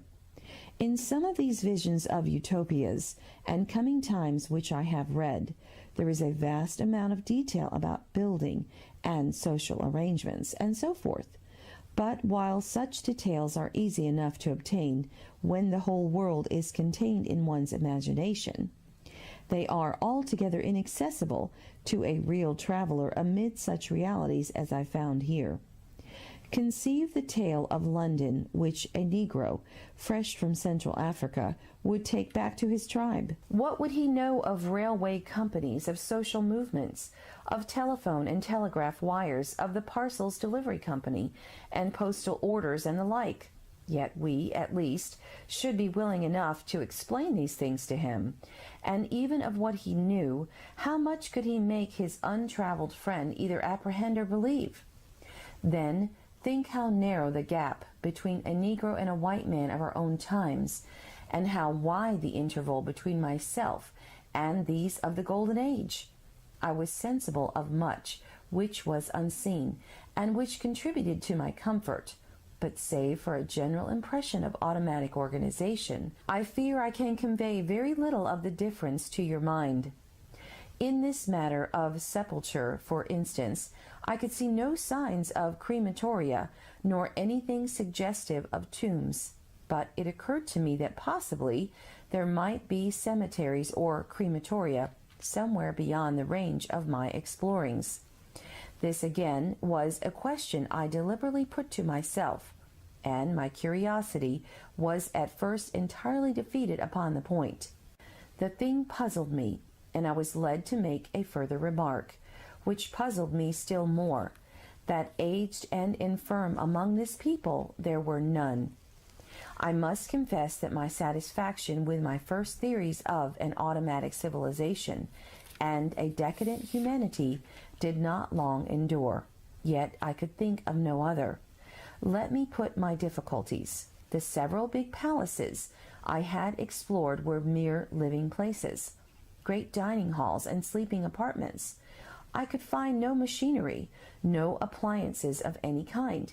Yet these people were clothed in pleasant fabrics that must at times need renewal, and their sandals, though undecorated, were fairly complex specimens of metalwork. Somehow such things must be made, and the little people displayed no vestige of a creative tendency. There were no shops, no workshops, no sign of importations among them. They spent all their time in playing gently, in bathing in the river, in making love in a half-playful fashion, in eating fruit and sleeping. I could not see how things were kept going. Then again, about the time machine, something I knew not what had taken it into the hollow pedestal of the White Sphinx. Why? For the life of me I could not imagine. Those waterless wells, too, those flickering pillars. I felt I lacked a clue. I felt, how shall I put it? Suppose you found an inscription with sentences here and there in excellent plain English, and interpolated therewith others made up of words, of letters even, absolutely unknown to you. Well, on the third day of my visit, that was how the world of 802,701 presented itself to me. That day, too, I made a friend, of a sort. It happened that, as I was watching some of the little people bathing in a shallow, one of them was seized with a cramp and began drifting downstream.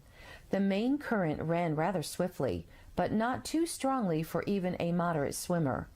It will give you an idea, therefore, of the strange deficiency in these creatures, when I tell you that none made the slightest attempt to rescue the weakly crying little thing which was drowning before their eyes. When I realized this, I hurriedly slipped off my clothes, and, wading in at a point lower down, I caught the poor mite and drew her safe to land. A little rubbing of the limbs soon brought her round, and I had the satisfaction of seeing she was all right before I left her. I had got to such a low estimate of her kind that I did not expect any gratitude from her. In that, however, I was wrong. This happened in the morning.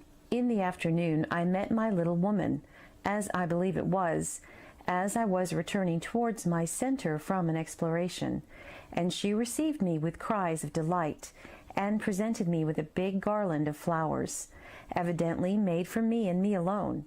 The thing took my imagination. Very possibly I had been feeling desolate. At any rate, I did my best to display my appreciation of the gift.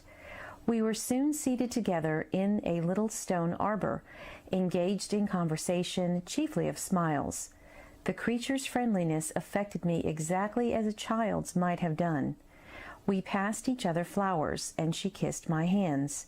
I did the same to hers. Then I tried to talk, and found that her name was Weena, which, though I don't know what it meant, somehow seemed appropriate enough. That was the beginning of a queer friendship, which lasted a week and ended, as I will tell you. She was exactly like a child. She wanted to be with me always. She tried to follow me everywhere, and on my next journey out and about, it went to my heart to tire her down, and leave her at last, exhausted, and calling after me rather plaintively. But the problems of the world had to be mastered. I had not, I said to myself, come into the future to carry on a miniature flirtation. Yet her distress when I left her was very great. Her expostulations at the parting were sometimes frantic, and I think altogether I had as much trouble as comfort from her devotion. Nevertheless, she was, somehow, a very great comfort. I thought it was mere childish affection that made her cling to me, until it was too late. I did not clearly know what I had inflicted upon her when I left her. Not until it was too late did I clearly understand what she was to me. For, by merely seeming fond of me and showing in her weak, futile way that she cared for me, the little doll of a creature presently gave my return to the neighborhood of the White Sphinx almost the feeling of coming home, and I would watch for her tiny figure of white and gold so soon as I came over the hill. It was from her, too, that I learned that fear had not yet left the world. She was fearless enough in the daylight, and she had the oddest confidence in me. For once, in a foolish moment, I made threatening grimaces at her, and she simply laughed at them. But she dreaded the dark, dreaded shadows, dreaded black things. Darkness to her was the one thing dreadful. It was a singularly passionate emotion, and it set me thinking and observing. I discovered then, among other things, that these little people gathered into the great houses after dark, and slept in droves. To enter upon them without a light was to put them into a tumult of apprehension. I never found one out of doors, or one sleeping alone within doors after dark. Yet I was still such a blockhead that I missed the lesson of that fear, and in spite of Weena's distress, I insisted upon sleeping away from these slumbering multitudes. It troubled her greatly, but in the end her odd affection for me triumphed, and for 5 of the nights of our acquaintance, including the last night of all, she slept with her head pillowed on my arm. But my story slips away from me as I speak of her. It must have been the night before her rescue that I was awakened about dawn. I had been restless, dreaming most disagreeably that I was drowned, and that sea anemons were feeling over my face with their soft palps. I woke with a start, and with an odd fancy that some grayish animal had just rushed out of the chamber. I tried to get sleep again, but I felt restless and uncomfortable. It was that dim gray hour when things are just creeping out of darkness, when everything is colorless and clear-cut and yet unreal. I got up and went down into the great hall, and so out upon the flagstones in front of the palace. I thought I would make a virtue of necessity and see the sunrise. The moon was setting, and the dying moonlight and the first pallor of dawn were mingling in a ghastly half-light. The bushes were inky black, the ground a somber gray, the sky colorless and cheerless, and up the hill I thought I could see ghosts.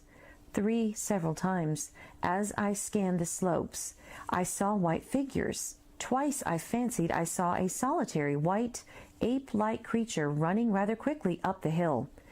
And once, near the ruins, I saw a leash of them carrying some dark body. They moved hastily. I did not see what became of them. It seemed that they vanished among the bushes. The dawn was still indistinct. You must understand. I was feeling that chill, uncertain, early morning feeling you may have known. I doubted my eyes. As the eastern sky grew brighter and the light of the day came on and its vivid coloring returned upon the world once more, I scanned the view keenly. But I saw no vestige of my white figures. They were mere creatures of the half-light. They must have been ghosts, I said. I wonder whence they dated. For a queer notion of Grant Allen's came into my head and amused me. If each generation die and leave ghosts, he argued, the world at last will get overcrowded with them.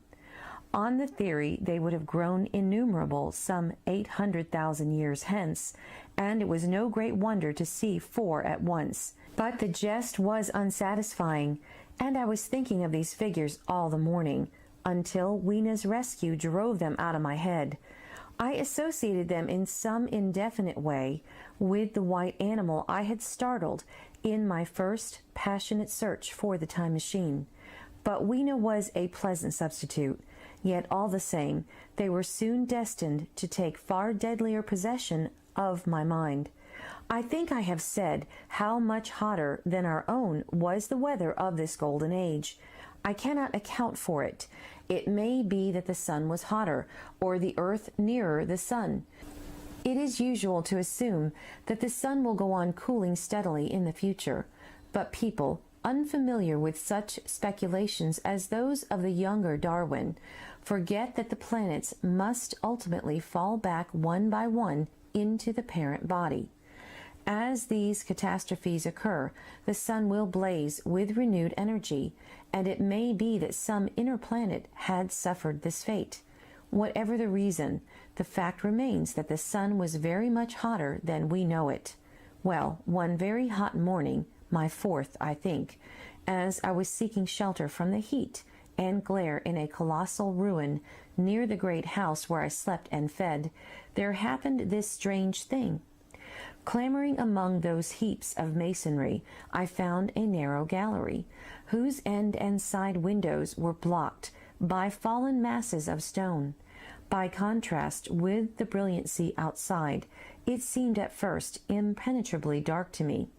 I entered it groping, for the change from light to blackness made spots of color swim before me. Suddenly I halted spellbound. A pair of eyes, luminous by reflection against the daylight without, was watching me out of the darkness. The odd instinctive dread of wild beasts came upon me. I clenched my hands and steadfastly looked into the glaring eyeballs. I was afraid to turn.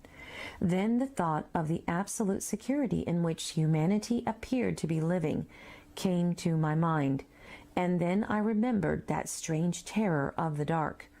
Overcoming my fear to some extent, I advanced a step and spoke.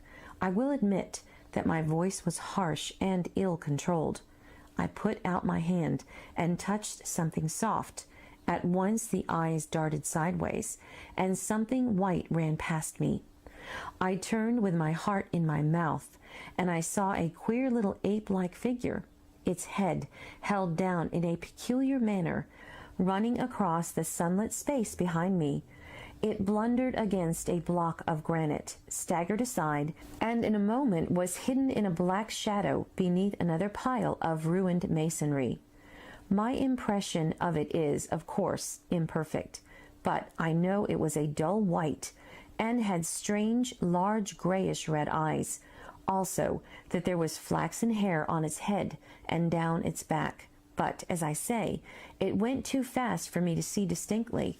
I cannot even say whether it ran on all fours or only with its forearms held very low. After an instant's pause, I followed it into the second heap of ruins. I could not find it at first, but, after a time in the profound obscurity, I came upon one of those round, well-like openings of which I have told you, half closed by a fallen pillar. A sudden thought came to me. Could this thing have vanished down the shaft?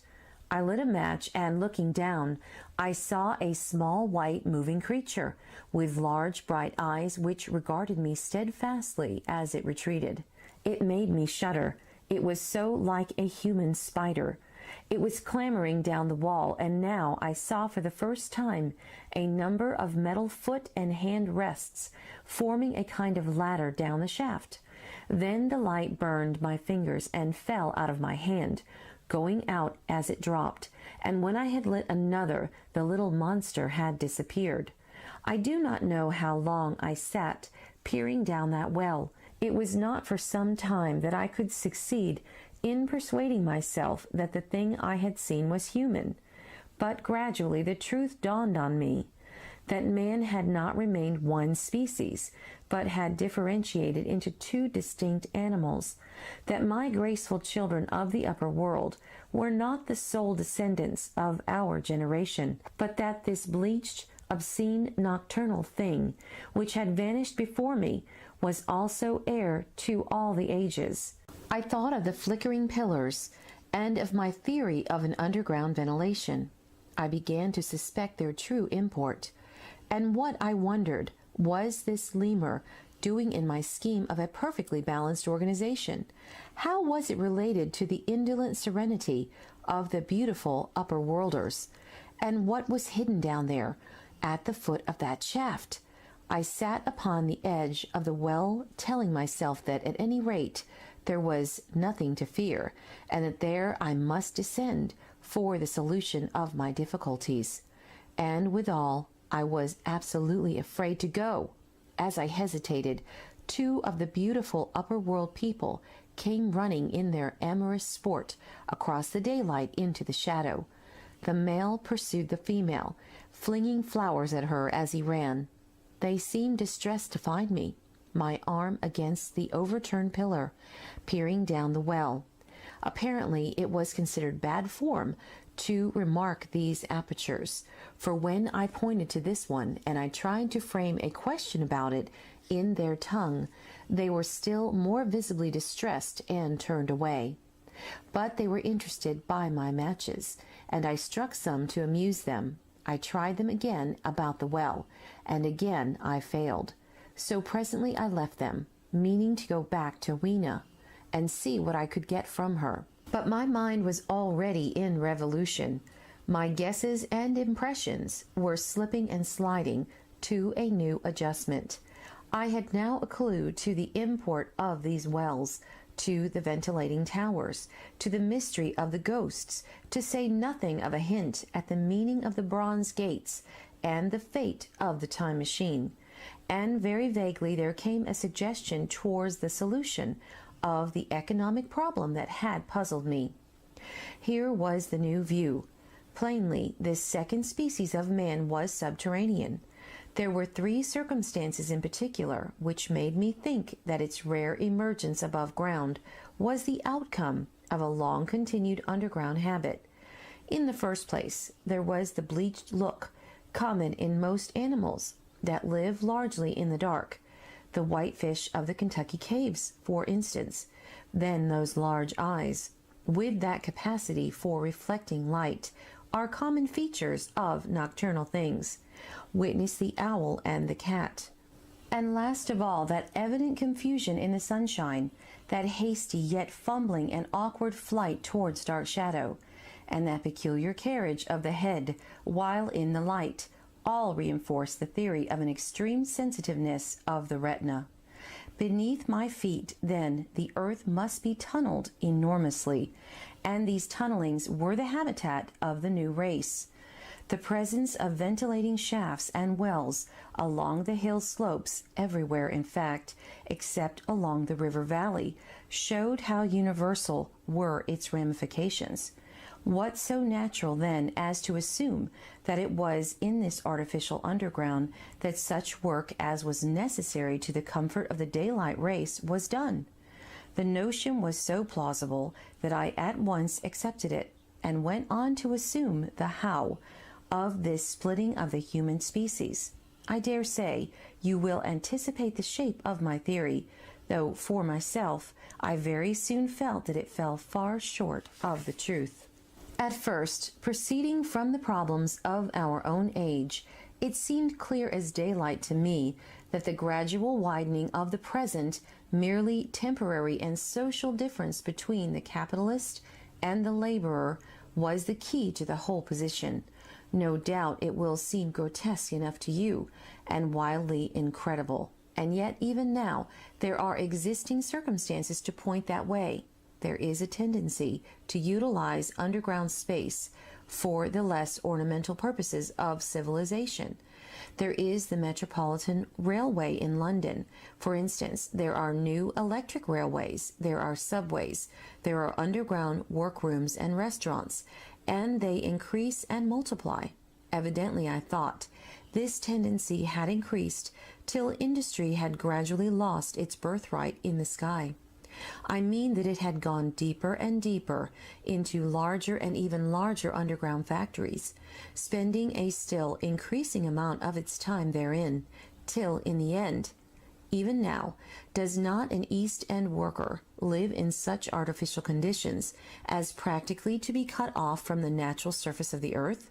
Again, the exclusive tendency of richer people, due no doubt to the increasing refinement of their education, and the widening gulf between them and the rude violence of the poor, is already leading to the closing, in their interest, of considerable portions of the surface of the land.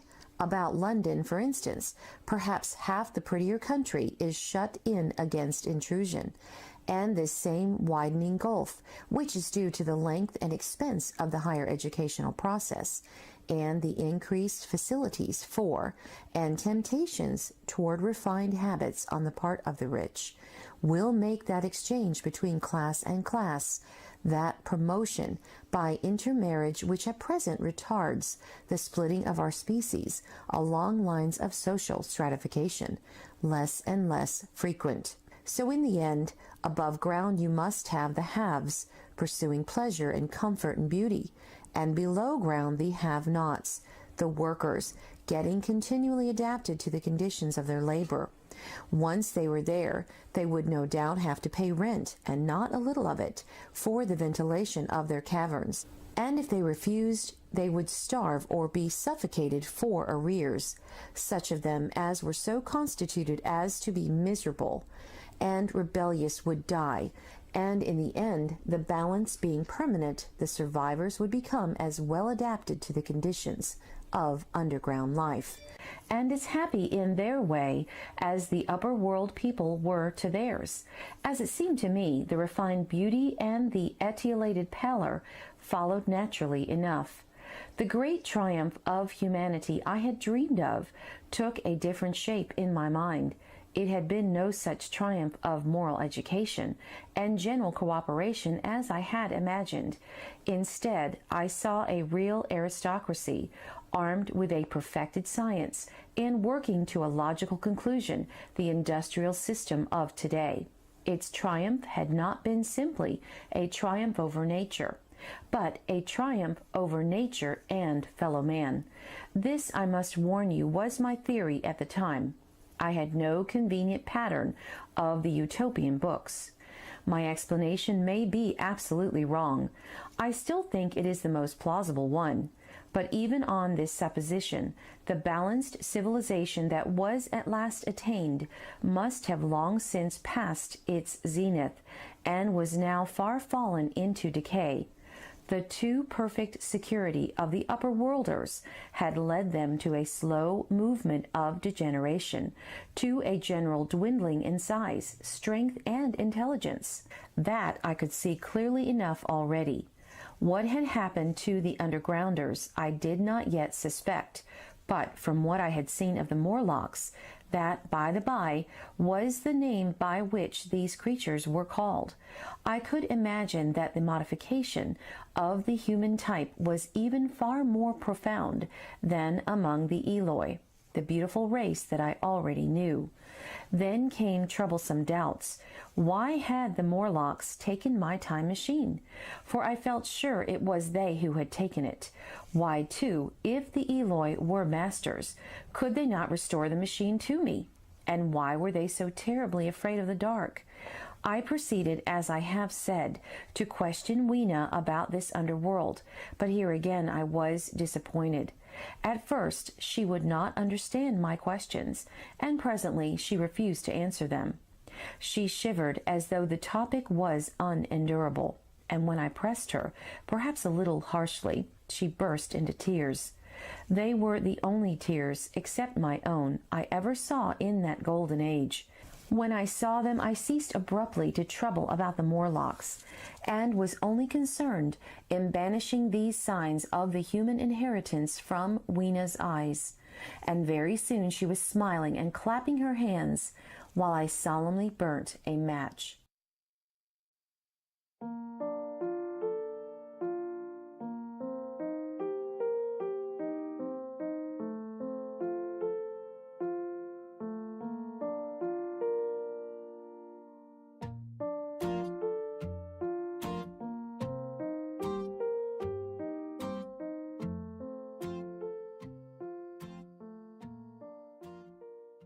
Chapter 6. It may seem odd to you, but it was 2 days before I could follow up the newfound clue in what was manifestly the proper way. I felt a peculiar shrinking from those pallid bodies. They were just the half-bleached color of the worms and things one sees preserved in spirit in a zoological museum, and they were filthily cold to the touch.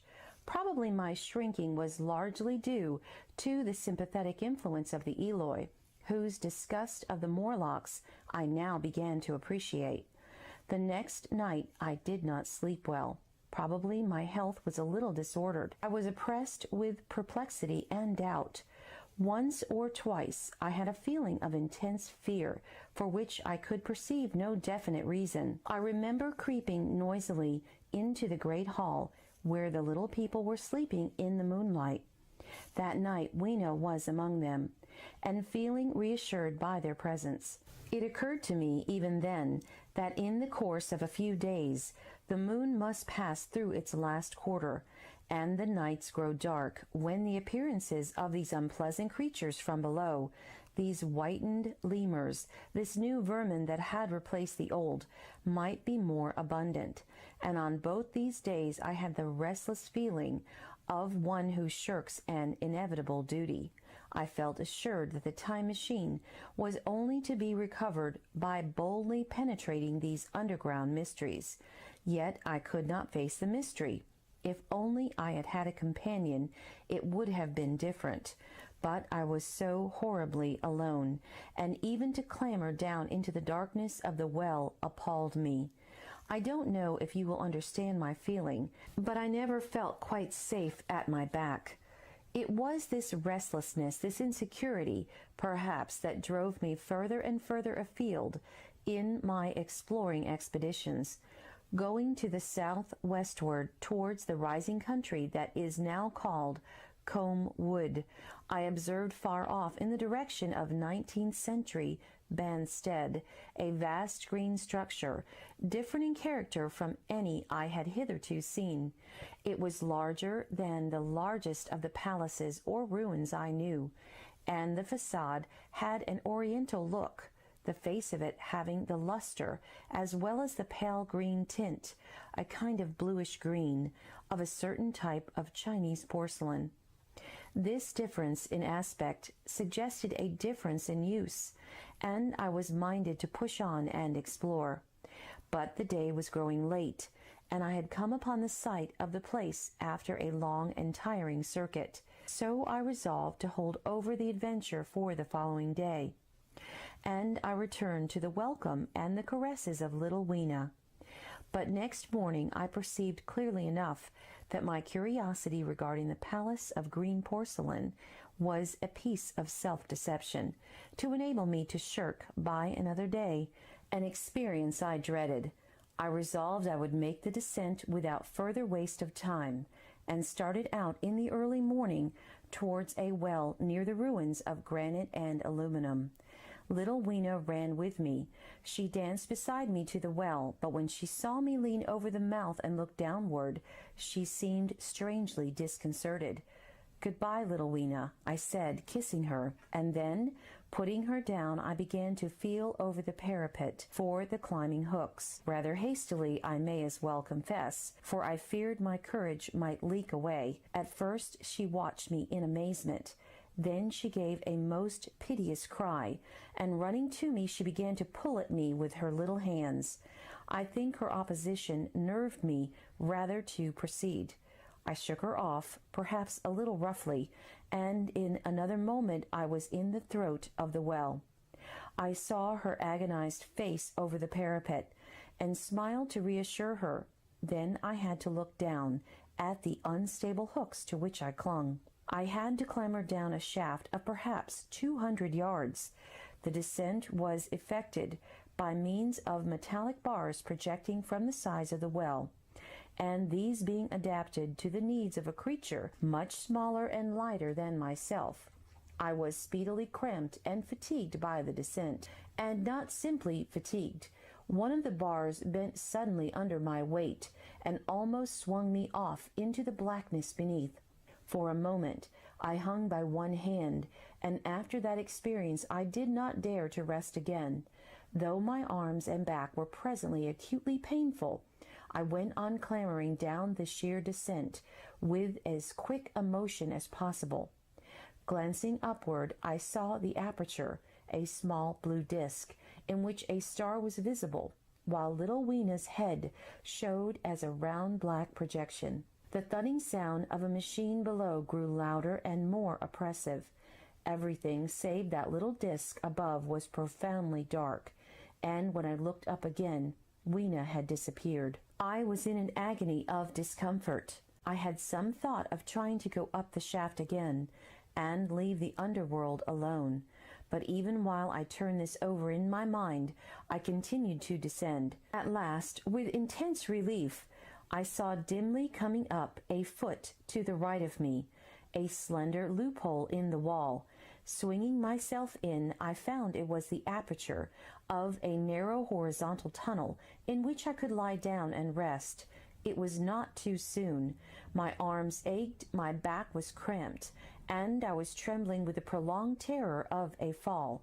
Besides this, the unbroken darkness had had a distressing effect upon my eyes. The air was full of the throb and hum of machinery pumping air down the shaft. I do not know how long I lay. I was roused by a soft hand touching my face. Starting up in the darkness, I snatched at my matches and, hastily striking one, I saw 3 stooping white creatures, similar to the one I had seen above ground in the ruin, hastily retreating before the light.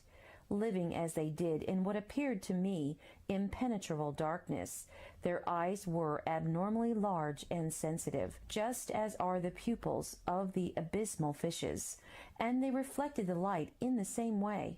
I have no doubt they could see me in that rayless obscurity, and they did not seem to have any fear of me apart from the light. But so soon as I struck a match in order to see them, they fled incontinently, vanishing into dark gutters and tunnels from which their eyes glared at me in the strangest fashion. I tried to call them, but the language they had was apparently different from that of the upper world people, so that I was left to my own unaided efforts, and the thought of flight before exploration was even then in my mind. But I said to myself, you are in for it now, and feeling my way along the tunnel, I found the noise of machinery growing louder. Presently the walls fell away from me, and I came to a large open space, and striking another match, saw that I had entered a vast arched cavern, which stretched into utter darkness beyond the range of my light. The view I had of it was as much as one could see in the burning of a match. Necessarily, my memory is vague. Great shapes like big machines rose out of the dimness and cast grotesque black shadows, in which dim spectral Morlocks sheltered from the glare. The space, by the by, was very stuffy and oppressive, and the faint halitus of freshly shed blood was in the air. Some way down the central vista was a little table of white metal, laid with what seemed a meal. The Morlocks, at any rate, were carnivorous. Even at the time, I remember wondering what large animal could have survived to furnish the red joint I saw.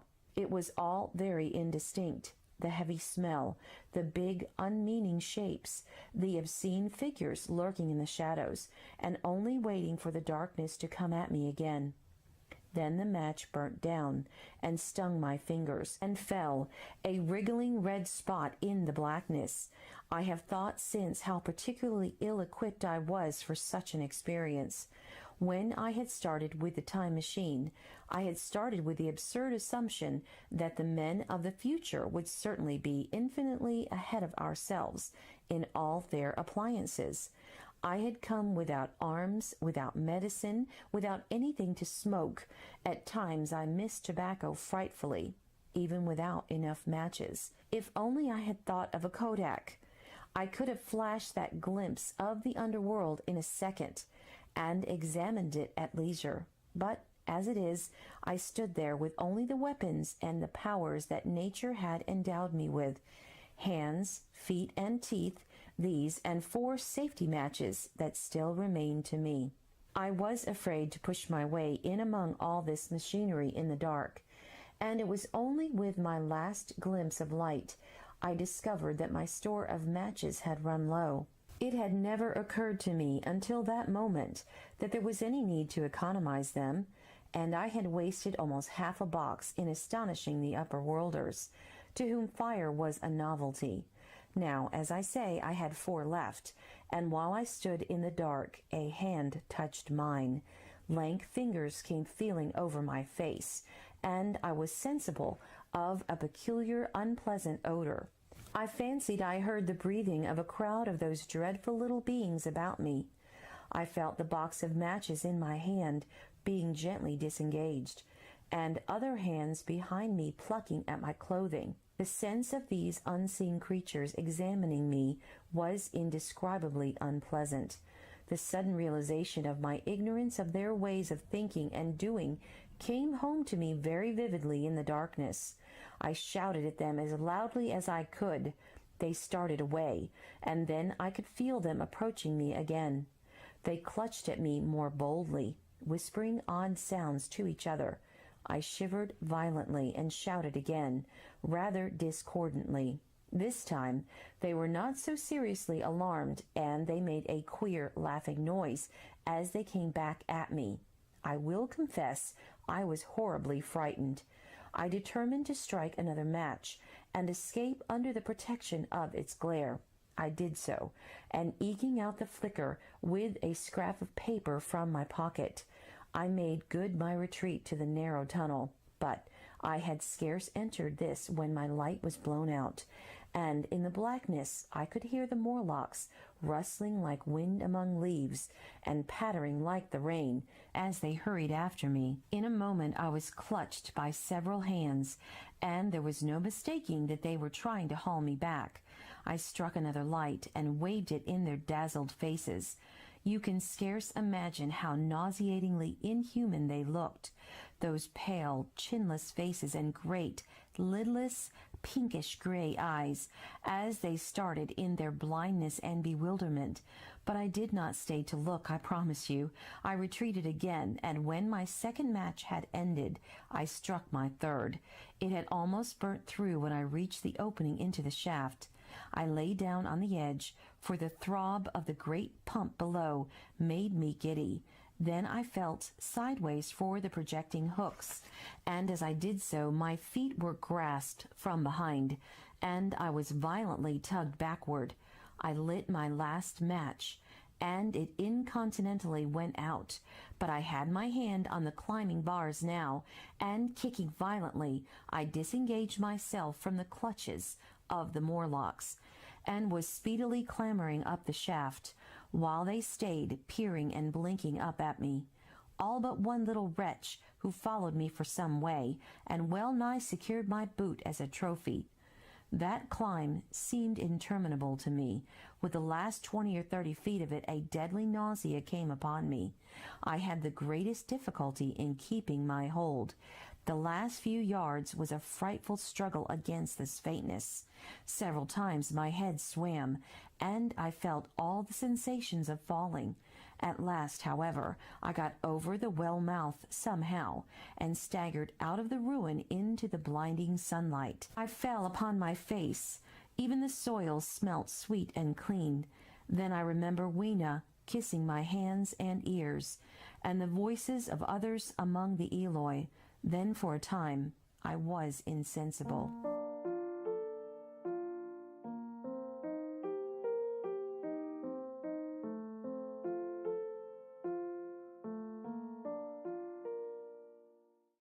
Chapter 7. Now indeed I seemed in a worse case than before. Hitherto, except during my night's anguish at the loss of the time machine, I had felt a sustaining hope of ultimate escape, but that hope was staggered by these new discoveries. Hitherto I had merely thought myself impeded by the childish simplicity of the little people, and by some unknown forces which I had only to understand to overcome. But there was an altogether new element in the sickening quality of the Morlocks, a something inhuman and malign. Instinctively I loathed them. Before, I had felt as a man might feel who had fallen into a pit. My concern was with the pit and how to get out of it. Now I felt like a beast in a trap, whose enemy would come upon him soon. The enemy I dreaded may surprise you. It was the darkness of the new moon.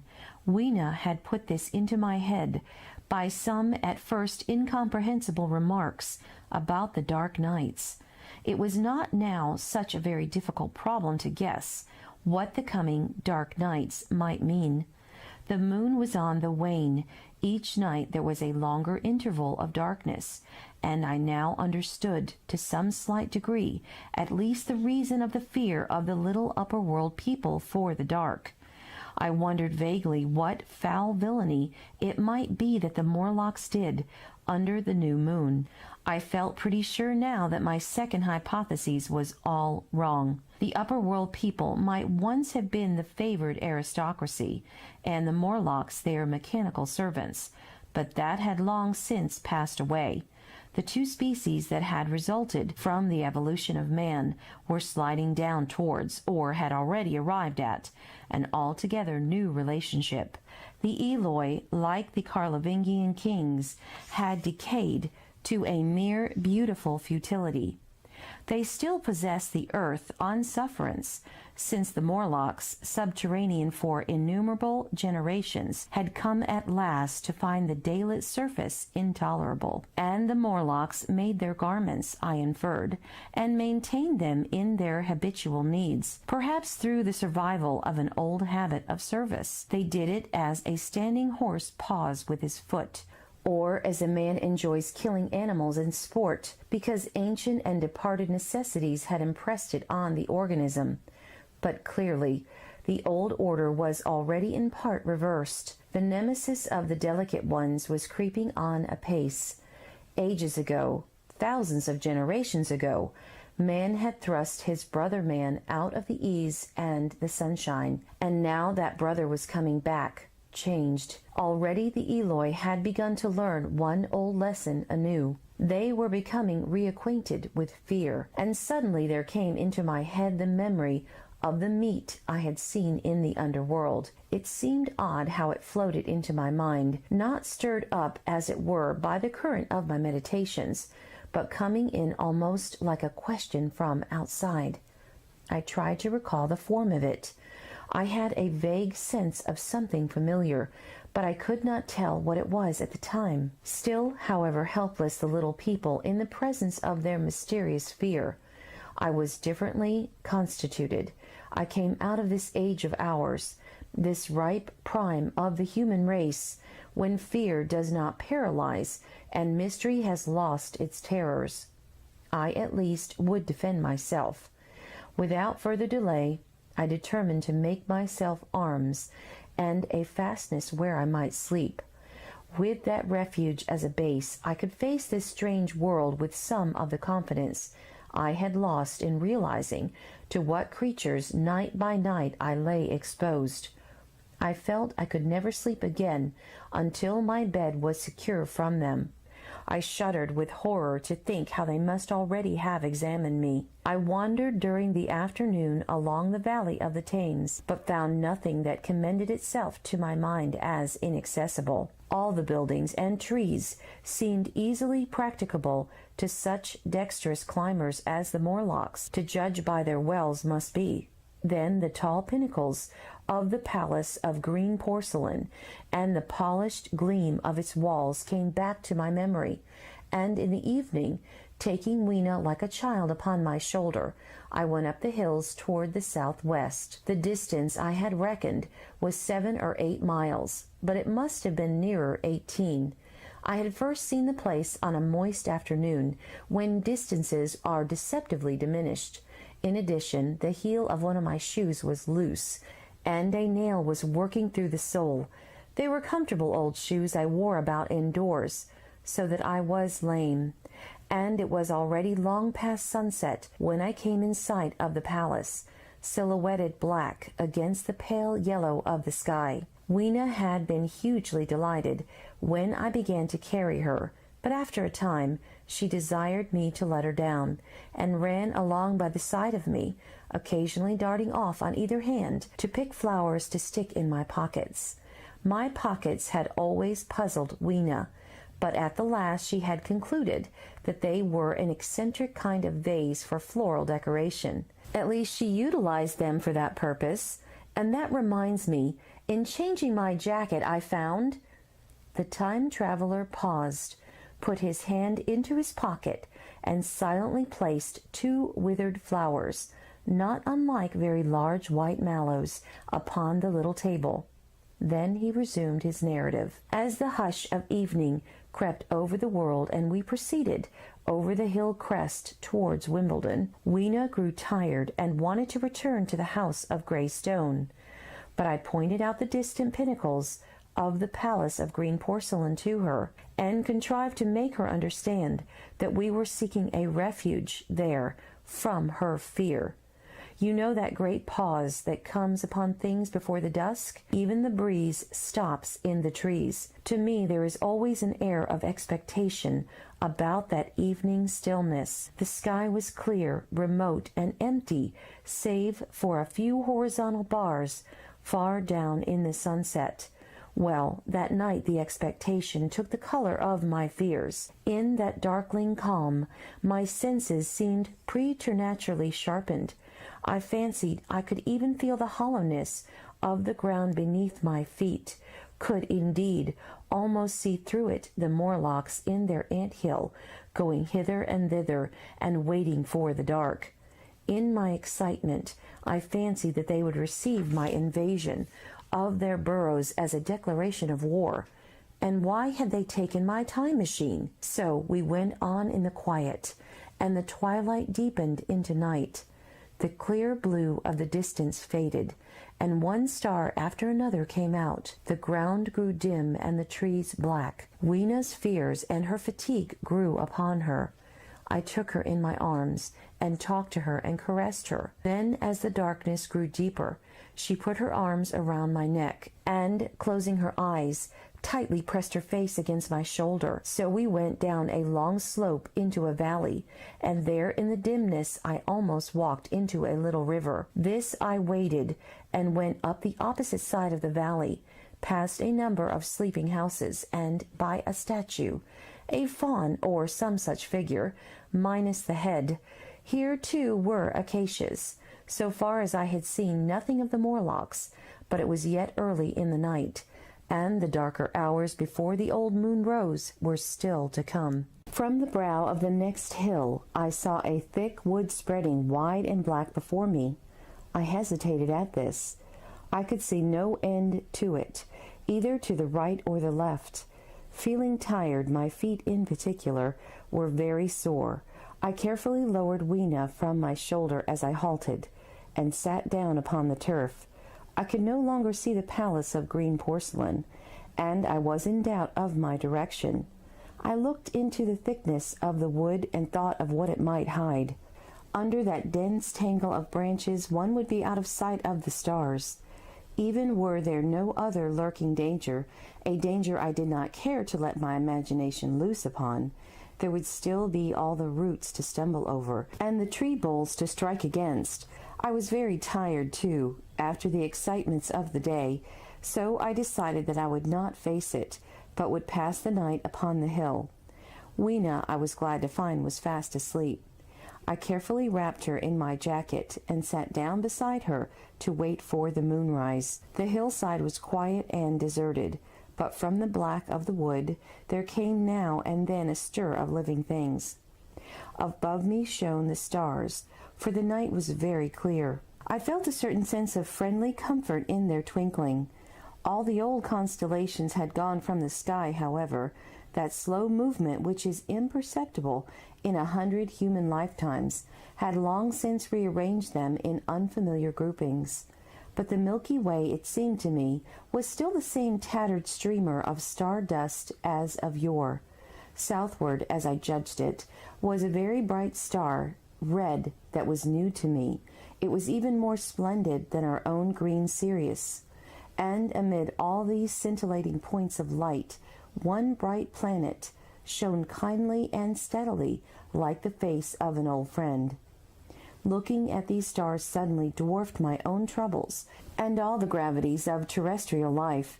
I thought of their unfathomable distance in the slow, inevitable drift of their movements out of the unknown past and into the unknown future. I thought of the great precessional cycle that the pole of the earth describes. Only 40 times had that silent revolution occurred during all the years that I had traversed.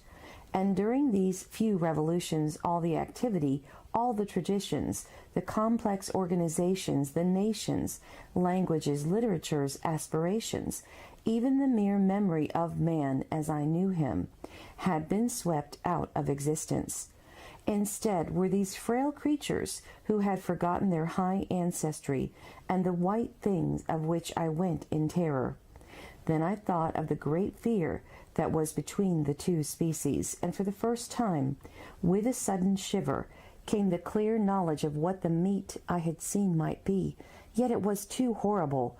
I looked at little Weena sleeping beside me, her face white and star-like under the stars, and forthwith dismissed the thought.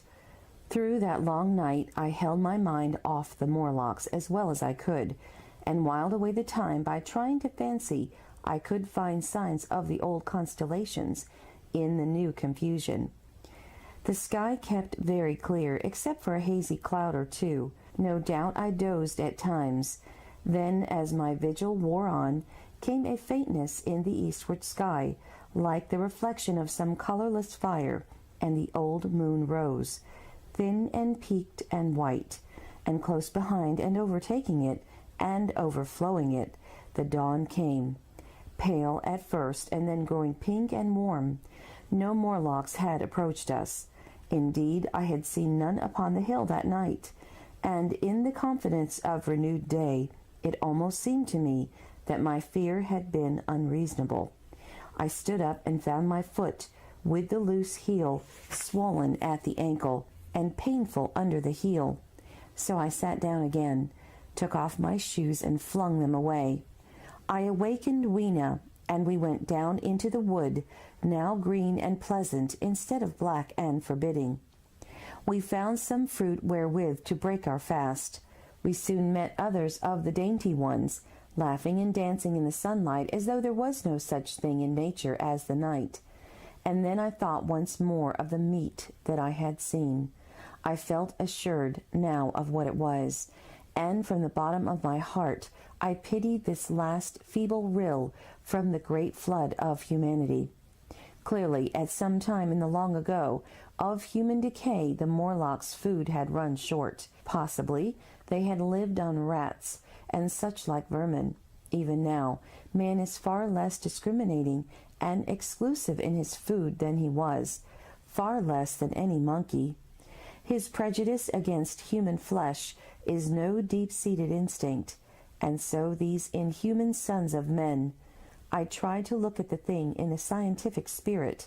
After all, they were less human and more remote than our cannibal ancestors of 3,000 or 4,000 years ago. And the intelligence that would have made this state of things a torment had gone. Why should I trouble myself? These Eloi were mere fatted cattle, which the ant-like Morlocks preserved and preyed upon, probably saw to the breeding of, and there was Weena dancing at my side. Then I tried to preserve myself from the horror that was coming upon me, by regarding it as a rigorous punishment of human selfishness. Man had been content to live in ease and delight upon the labors of his fellow man, had taken necessity as his watchword and excuse, and in the fullness of time necessity had come home to him. I even tried a Carlyle-like scorn of this wretched aristocracy in decay, but this attitude of mind was impossible. However great their intellectual degradation, the Eloi had kept too much of the human form not to claim my sympathy, and to make me perforce a sharer in their degradation and their fear.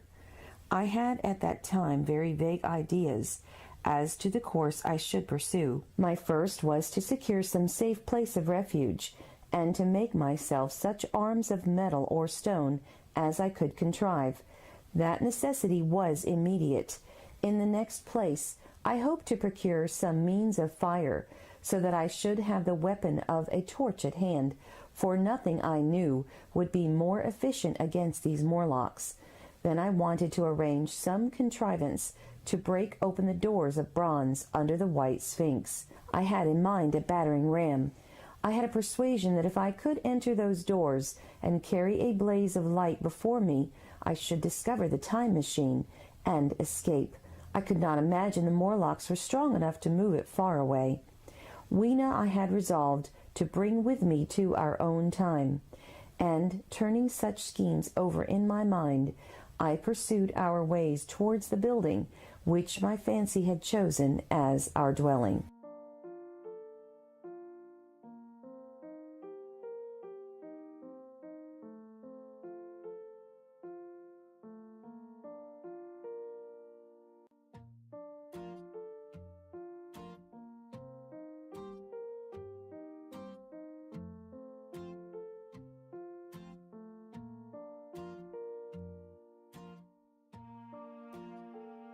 Chapter 8. I found the palace of green porcelain, when we approached it about noon, deserted and falling into ruin. Only ragged vestiges of glass remained in its windows, and great sheets of the green facing had fallen away from the corroded metallic framework. It lay very high upon a turfy down, and looking northeastward before I entered it, I was surprised to see a large estuary, or even creek, where I judged Wandsworth and Battersea must once have been. I thought then, though I never followed up the thought, of what might have happened, or might be happening, to the living things in the sea. The material of the palace proved on examination to be indeed porcelain, and along the face of it I saw an inscription in some unknown character. I thought rather foolishly that Weena might help me to interpret this, but I only learnt that the bare idea of writing had never entered her head. She always seemed to me, I fancy, more human than she was, perhaps because her affection was so human. Within the big valves of the door, which were open and broken, we found, instead of the customary hall, a long gallery lit by many side windows. At the first glance I was reminded of a museum. The tiled floor was thick with dust, and a remarkable array of miscellaneous objects was shrouded in the same gray covering. Then I perceived, standing strange and gaunt in the center of the hall, what was clearly the lower part of a huge skeleton. I recognized by the oblique feet that it was some extinct creature, after the fashion of the megatherium. The skull and the upper bones lay beside it in the thick dust, and in one place, where rainwater had dropped through a leak in the roof, the thing itself had been worn away. Further in the gallery was the huge skeleton barrel of a brontosaurus. My museum hypothesis was confirmed. Going towards the side, I found what appeared to be sloping shelves, and clearing away the thick dust, I found the old familiar glass cases of our own time, but they must have been airtight, to judge from the fair preservation of some of their contents. Clearly, we stood among the ruins of some latter-day South Kensington. Here, apparently, was the paleontological section, and a very splendid array of fossils it must have been, though the inevitable process of decay that had been staved off for a time, and had, through the extinction of bacteria and fungi, lost 99/100ths of its force, was nevertheless, with extreme sureness, if with extreme slowness, at work again upon all its treasures. Here and there I found traces of the little people, in the shape of rare fossils, broken to pieces or threaded in strings upon reeds, and the cases had in some instances been bodily removed, by the Morlocks as I judged. The place was very silent. The thick dust deadened our footsteps. Weena, who had been rolling a sea urchin down the sloping glass of a case, presently came as I stared about me, and very quietly took my hand and stood beside me. And at first I was so much surprised by this ancient monument of an intellectual age that I gave no thought to the possibilities it presented. Even my preoccupation about the time machine receded a little from my mind. To judge from the size of the place, this palace of green porcelain had a great deal more in it than a gallery of paleontology, possibly historical galleries. It might be even a library. To me, at least in my present circumstances, these would be vastly more interesting than this spectacle of old-time geology in decay. Exploring, I found another short gallery running transversely to the first. This appeared to be devoted to minerals, and the sight of a block of sulphur set my mind running on gunpowder, but I could find no saltpeter, indeed, no nitrates of any kind. Doubtless they had deliquesced ages ago. Yet the sulphur hung in my mind, and set up a train of thinking. As for the rest of the contents of that gallery, though on the whole they were the best preserved of all I saw, I had little interest. I am no specialist in mineralogy, and I went on down a very ruinous aisle running parallel to the first hall I had entered. Apparently, this section had been devoted to natural history, but everything had long since passed out of recognition.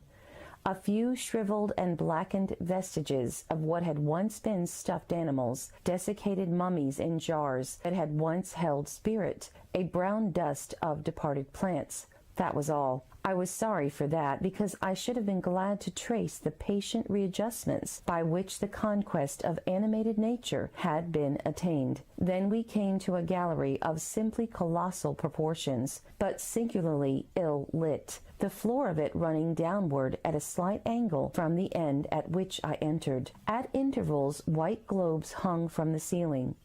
many of them cracked and smashed, which suggested that originally the place had been artificially lit. Here I was more in my element, for rising on either side of me were the huge bulks of big machines, all greatly corroded and many broken down, but some still fairly complete. You know I have a certain weakness for mechanism, and I was inclined to linger among these, the more so as for the most part they had the interest of puzzles, and I could make only the vaguest guesses at what they were for.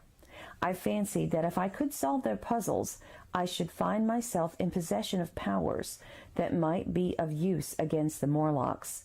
Suddenly, Weena came very close to my side, so suddenly that she startled me. Had it not been for her, I do not think I should have noticed that the floor of the gallery sloped at all.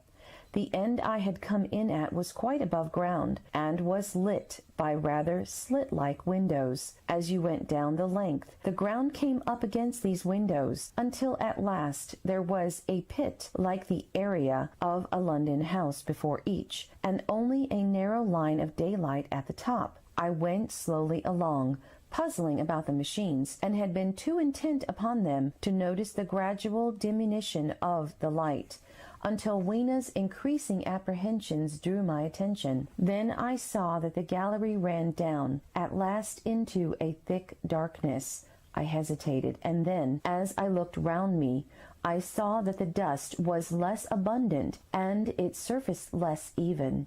Further away towards the dimness, it appeared to be broken by a number of small, narrow footprints. My sense of the immediate presence of the Morlocks revived at that. I felt that I was wasting my time in this academic examination of machinery. I called to mind that it was already far advanced in the afternoon, and that I had still no weapon, no refuge, and no means of making a fire. And then, down in the remote blackness of the gallery, I heard a peculiar pattering, and the same odd noises I had heard down in the well. I took Weena's hand, then, struck with a sudden idea, I left her and turned to a machine from which projected a lever not unlike those in a signal box. Clambering upon the stand, and grasping this lever in my hands, I put all my weight upon it sideways. Suddenly Weena, deserted in the central aisle, began to whimper. I had judged the strength of the lever pretty correctly, for it snapped after a minute's strain, and I rejoined her with a mace in my hand, more than sufficient, I judged, for any Morlock skull I might encounter.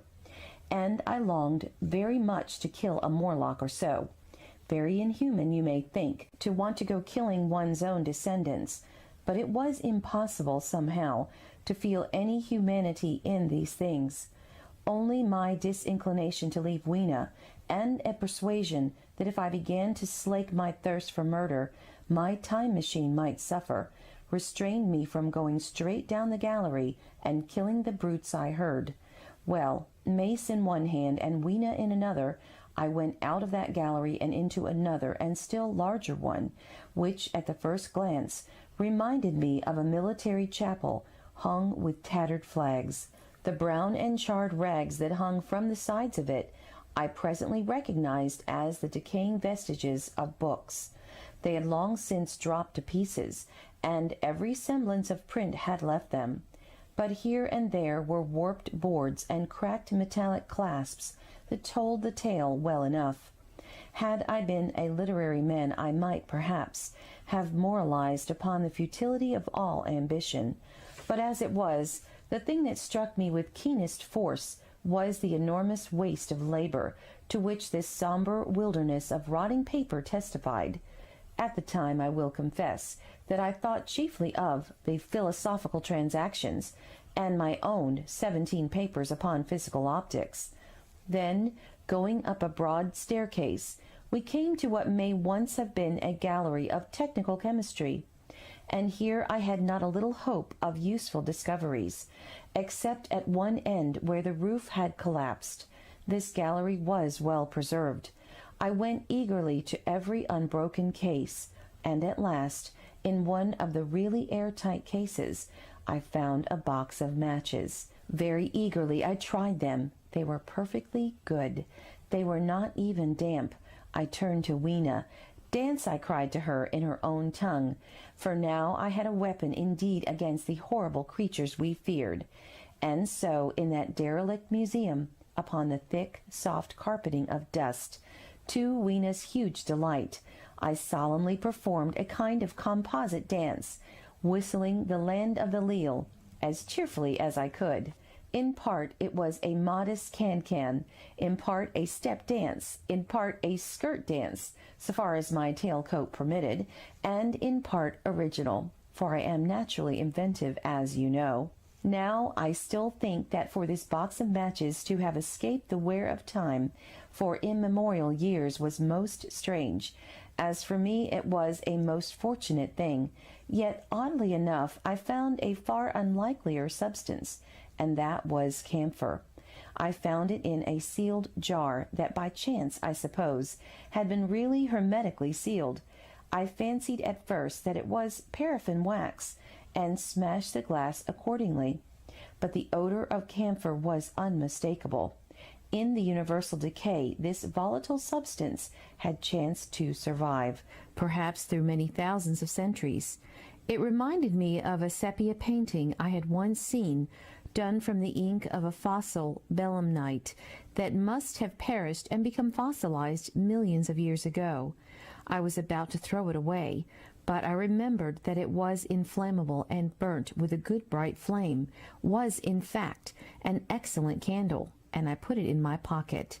I found no explosives, however, nor any means of breaking down the bronze doors. As yet my iron crowbar was the most helpful thing I had chanced upon. Nevertheless, I left that gallery greatly elated. I cannot tell you all the story of that long afternoon.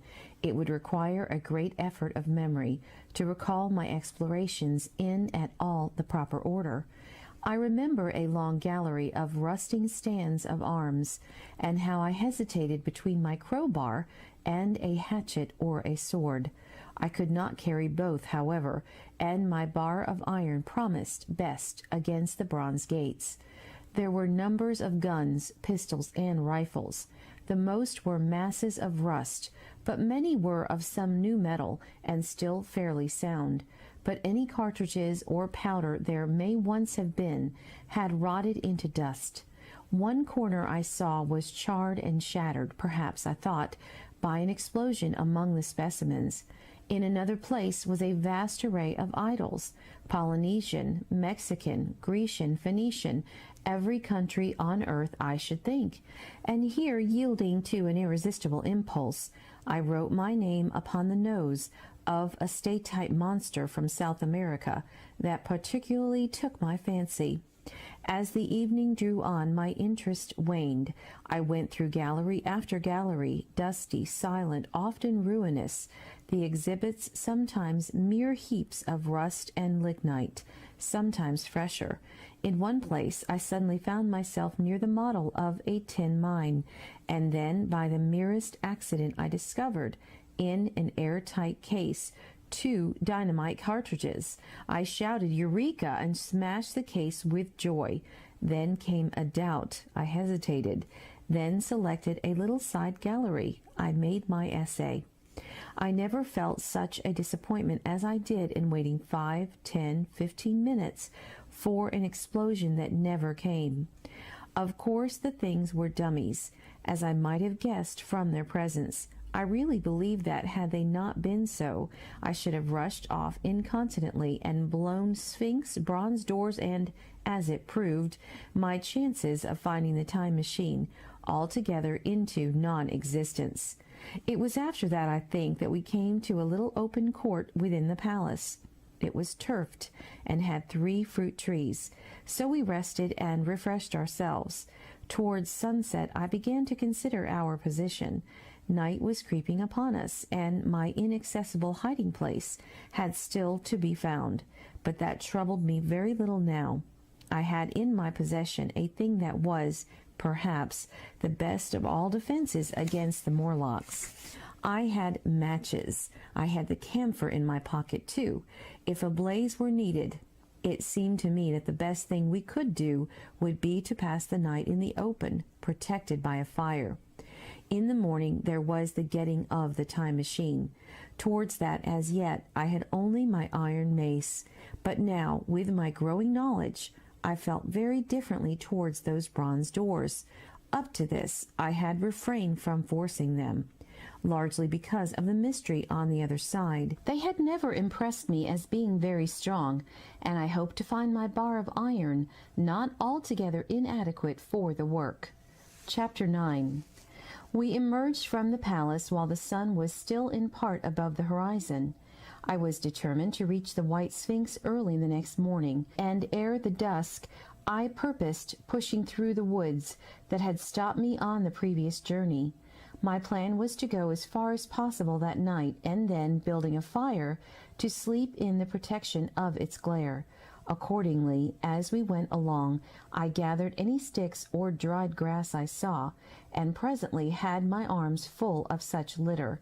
Thus loaded, our progress was slower than I had anticipated, and besides, Weena was tired, and I began to suffer from sleepiness too, so that it was full night before we reached the wood. Upon the shrubby hill of its edge Weena would have stopped, fearing the darkness before us, but a singular sense of impending calamity that should indeed have served me as a warning drove me onward. I had been without sleep for a night and 2 days, and I was feverish and irritable. I felt sleep coming upon me, and the Morlocks with it. While we hesitated among the black bushes behind us, and dim against their blackness, I saw 3 crouching figures. There was scrub and long grass all about us, and I did not feel safe from their insidious approach. The forest, I calculated, was rather less than a mile across. If we could get through it to the bare hillside, there, as it seemed to me, was an altogether safer resting place. I thought that with my matches and my camphor I could contrive to keep my path illuminated through the woods, yet it was evident that if I was to flourish matches with my hands, I should have to abandon my firewood. So, rather reluctantly, I put it down, and then it came into my head that I would amaze our friends behind by lighting it. I was to discover the atrocious folly of this proceeding, but it came to my mind as an ingenious move for covering our retreat. I don't know if you have ever thought what a rare thing flame must be in the absence of man and in a temperate climate.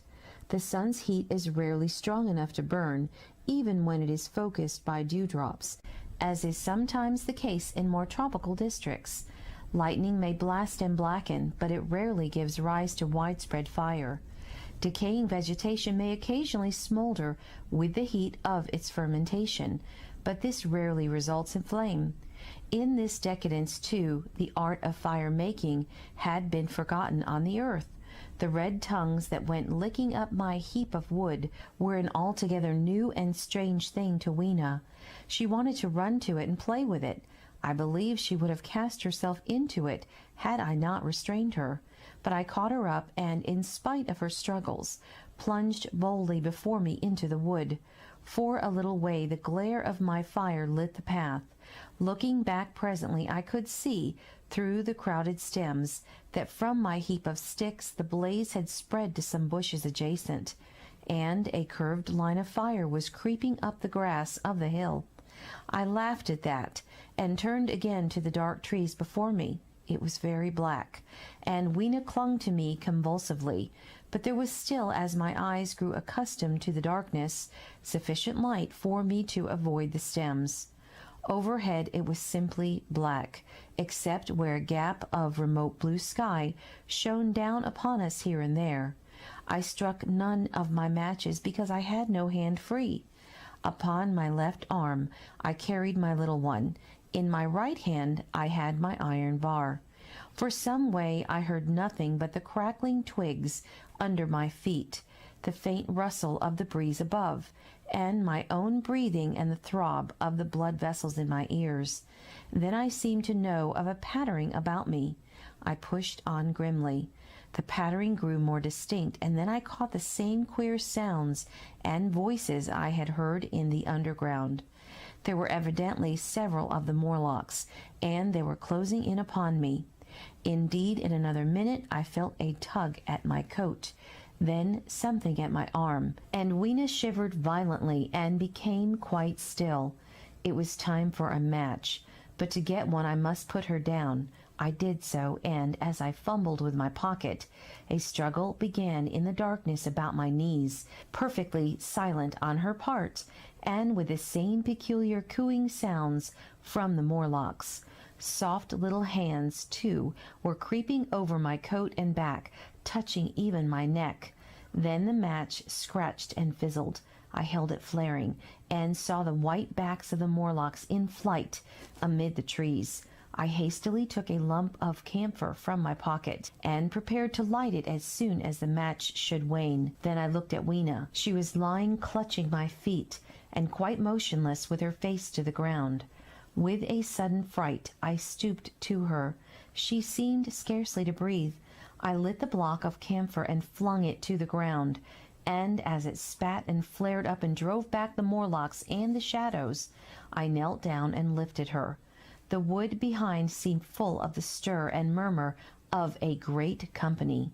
She seemed to have fainted. I put her carefully upon my shoulder and rose to push on, and then there came a horrible realization. In maneuvering with my matches and Weena, I had turned myself about several times, and now I had not the faintest idea in what direction lay my path. For all I knew, I might be facing back towards the Palace of Green Porcelain. I found myself in a cold sweat. I had to think rapidly what to do. I determined to build a fire and encamp where we were.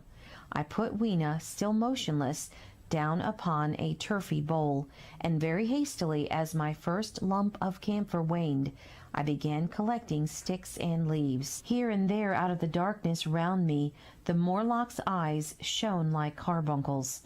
The camphor flicked and went out. I lit a match, and as I did so, two white forms that had been approaching Weena dashed hastily away.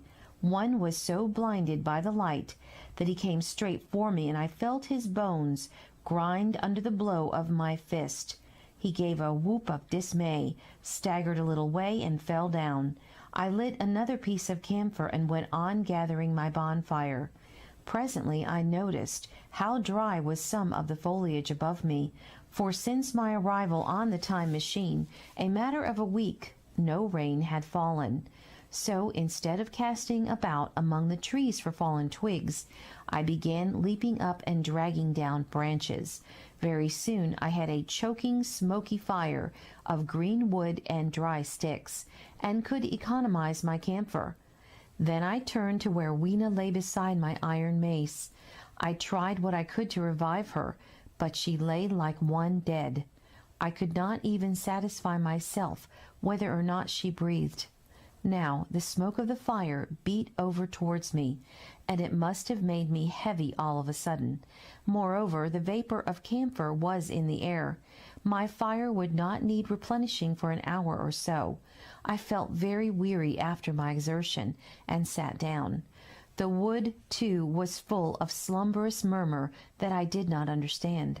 I seemed just to nod and open my eyes, but all was dark, and the Morlocks had their hands upon me.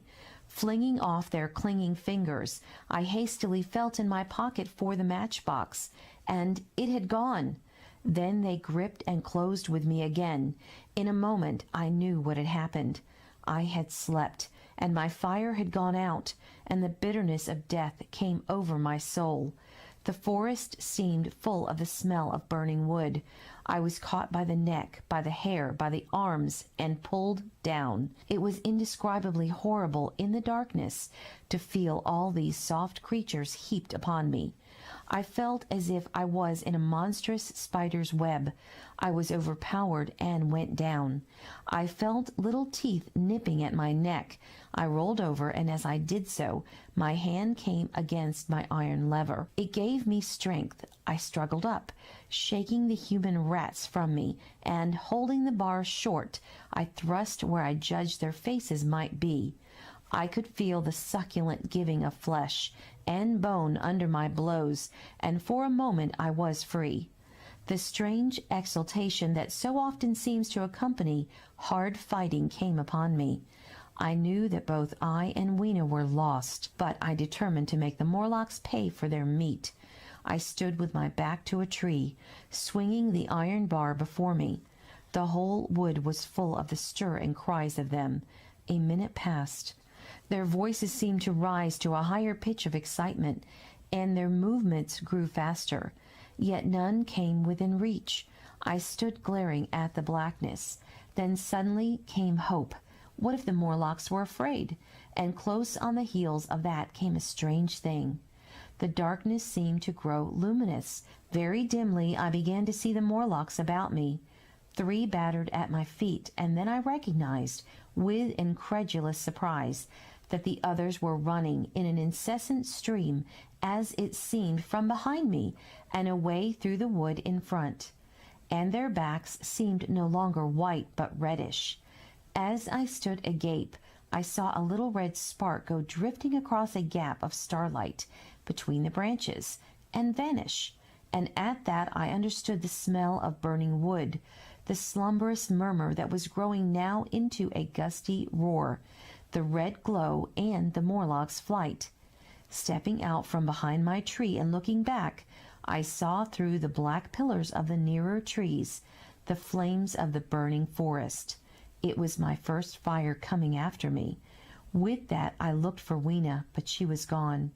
The hissing and crackling behind me, the explosive thud as each fresh tree burst into flame, left little time for reflection. My iron bar still gripped, I followed in the Morlock's path. It was a close race.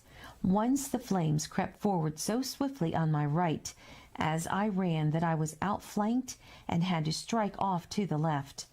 But at last I emerged upon a small open space, and as I did so, a Morlock came blundering towards me, and past me, and went on straight into the fire. And now I was to see the most weird and horrible thing, I think, of all that I beheld in that future age. This whole space was as bright as day, with the reflection of the fire. In the center was a hillock, or tumulus, surmounted by a scorched hawthorn. Beyond this was another arm of the burning forest, with yellow tongues already writhing from it, completely encircling this space with a fence of fire. Upon the hillside were some 30 or 40 Morlocks, dazzled by the light and heat, and blundering hither and thither against each other in their bewilderment. At first I did not realize their blindness, and struck furiously at them with my bar, in a frenzy of fear as they approached me, killing one and crippling several more. But when I had watched the gestures of one of them groping under the hawthorn against the red sky, and heard their moans, I was assured of their absolute helplessness and misery in the glare, and I struck no more of them. Yet every now and then one would come straight towards me, setting loose a quivering horror that made me quick to elude him. At one time the flames died down somewhat, and I feared the foul creatures would presently be able to see me. I was even thinking of beginning the fight by killing some of them before this should happen, but the fire burst out again brightly, and I stayed with my hand. I walked about the hill among them and avoided them, looking for some trace of Weena, but Weena was gone. At last I sat down on the summit of the hillock and watched this strange, incredible company of blind things groping to and fro and making uncanny noises to each other as the glare of the fire beat on them. The coiling uprush of smoke streamed across the sky, and through the rare tatters of that red canopy, remote as though they belonged to another universe, shone the little stars. 2 or 3 Morlocks came blundering into me, and I drove them off with blows of my fists, trembling as I did so. For the most part of that night I was persuaded it was a nightmare. I bit myself and screamed in a passionate desire to awake. I beat the ground with my hands, and got up and sat down again, and wandered here and there, and again sat down. Then I would fall to rubbing my eyes and calling upon God to let me awake. Thrice I saw Morlocks put their heads down in a kind of agony and rush into the flames. But at last, above the subsiding red of the fire, above the streaming masses of black smoke, and the whitening and blackening tree stumps, and the diminishing numbers of these dim creatures, came the white light of the day. I searched again for traces of Weena, but there were none. It was plain that they had left her poor little body in the forest. I cannot describe how it relieved me to think that it had escaped that awful fate to which it seemed destined. As I thought of that, I was almost moved to begin a massacre of the helpless abominations about me, but I contained myself. The hillock, as I have said, was a kind of island in the forest. From its summit I could now make out through a haze of smoke the palace of green porcelain, and from that I could get my bearings for the White Sphinx. And so, leaving the remnant of these damned souls, still going hither and thither and moaning, as the day grew clearer, I tied some grass about my feet and limped on across the smoking ashes and among black stems that still pulsated internally with fire, towards the hiding place of the time machine. I walked slowly, for I was almost exhausted, as well as lame, and I felt the intensest wretchedness for the horrible death of little Weena. It seemed an overwhelming calamity. Now in this old familiar room, it is more like the sorrow of a dream than an actual loss. But that morning it left me absolutely lonely again, terribly alone. I began to think of this house of mine, of this fireside, of some of you, and with such thoughts came a longing that was pain. But as I walked over the smoking ashes under the bright morning sky, I made a discovery. In my trouser pocket were still some loose matches. The box must have leaked before it was lost.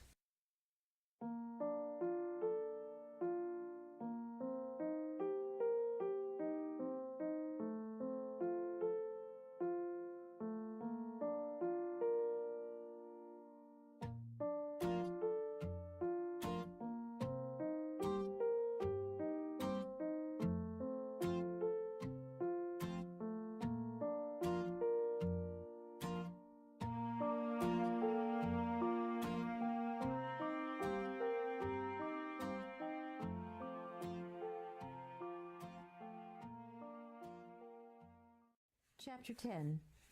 About 8 or 9 in the morning, I came to the same seat of yellow metal from which I had viewed the world upon the evening of my arrival. I thought of my hasty conclusions upon that evening, and could not refrain from laughing bitterly at my confidence. Here was the same beautiful scene, the same abundant foliage, the same splendid palaces and magnificent ruins, the same silver river running between its fertile banks. The gay robes of the beautiful people moved hither and thither among the trees. Some were bathing in exactly the same place where I had saved Weena, and that suddenly gave me a keen stab of pain. And like blots upon the landscape rose the cupolas above the ways to the underworld. I understood now what all the beauty of the upper world people covered. Very pleasant was their day, as pleasant as the day of the cattle in the field. Like the cattle, they knew of no enemies, and provided against no needs, and their end was the same.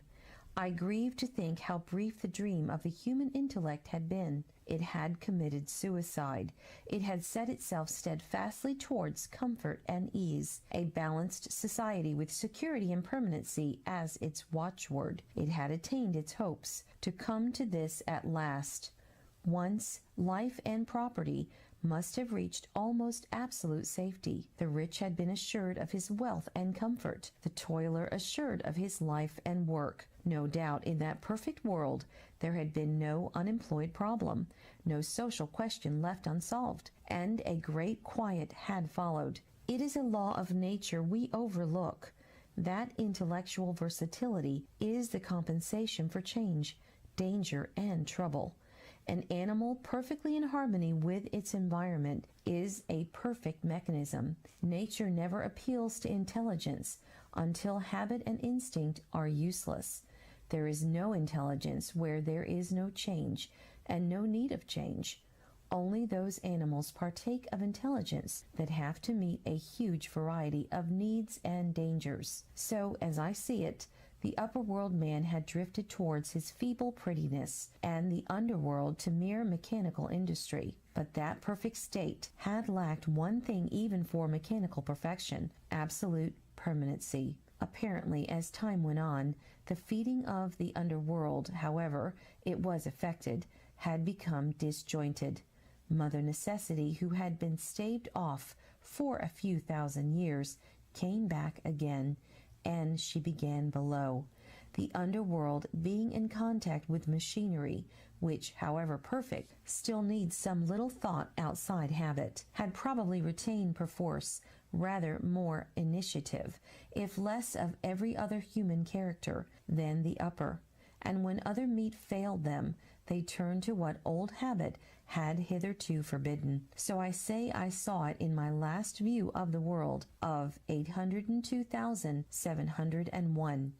It may be as wrong an explanation as mortal wit could invent. It is how the thing shaped itself to me, and as that I give it to you. After the fatigues, excitements, and terrors of the past days, and in spite of my grief, this seat and the tranquil view and the warm sunlight were very pleasant. I was very tired and sleepy, and soon my theorizing passed into dozing. Catching myself at that, I took my own hint, and spreading myself out upon the turf, I had a long and refreshing sleep. I awoke a little before sunsetting. I now felt safe against being caught napping by the Morlocks, and, stretching myself, I came on down the hill towards the White Sphinx. I had my crowbar in one hand, and the other hand played with the matches in my pocket. And now came a most unexpected thing. As I approached the pedestal of the Sphinx, I found the bronze valves were open. They had slid down into grooves. At that I stopped short before them, hesitating to enter. Within was a small apartment, and on a raised place in the corner of this was the time machine. I had the small levers in my pocket. So here, after all my elaborate preparations for the siege of the White Sphinx, was a meek surrender. I threw my iron bar away, almost sorry not to use it. A sudden thought came into my head as I stooped towards the portal. For once at least, I grasped the mental operations of the Morlocks. Suppressing a strong inclination to laugh, I stepped through the bronze frame and up to the time machine. I was surprised to find it had been carefully oiled and cleaned. I have suspected since that the Morlocks had even partially taken it to pieces while trying in their dim way to grasp its purpose. Now, as I stood and examined it, finding a pleasure in the mere touch of the contrivance, the thing I had expected happened. The bronze panels suddenly slid up and struck the frame with a clang. I was in the dark, trapped. So the Morlocks thought. At that I chuckled gleefully. I could already hear their murmuring laughter as they came towards me. Very calmly I tried to strike the match. I had only to fix on the levers and depart them like a ghost. But I had overlooked one little thing. The matches were of that abominable kind that light only on the box. You may imagine how all my calm vanished. The little brutes were close upon me. One touched me. I made a sweeping blow in the dark at them with the levers, and began to scramble into the saddle of the machine. Then came one hand upon me, and then another. Then I had simply to fight against their persistent fingers for my levers, and at the same time feel for the studs over which these fitted. One indeed they almost got away from me. As it slipped from my hand, I had to butt in the dark with my head. I could hear the Morlock's skull ringing. To recover it, it was a nearer thing than the fight in the forest, I think, this last scramble. But at last the lever was fixed and pulled over. The clinging hand slipped from me. The darkness presently fell from my eyes. I found myself in the same gray light and tumult I have already described. Chapter 11. I have already told you of the sickness and confusion that comes with time traveling, and this time I was not seated properly in the saddle, but sideways and in an unstable fashion.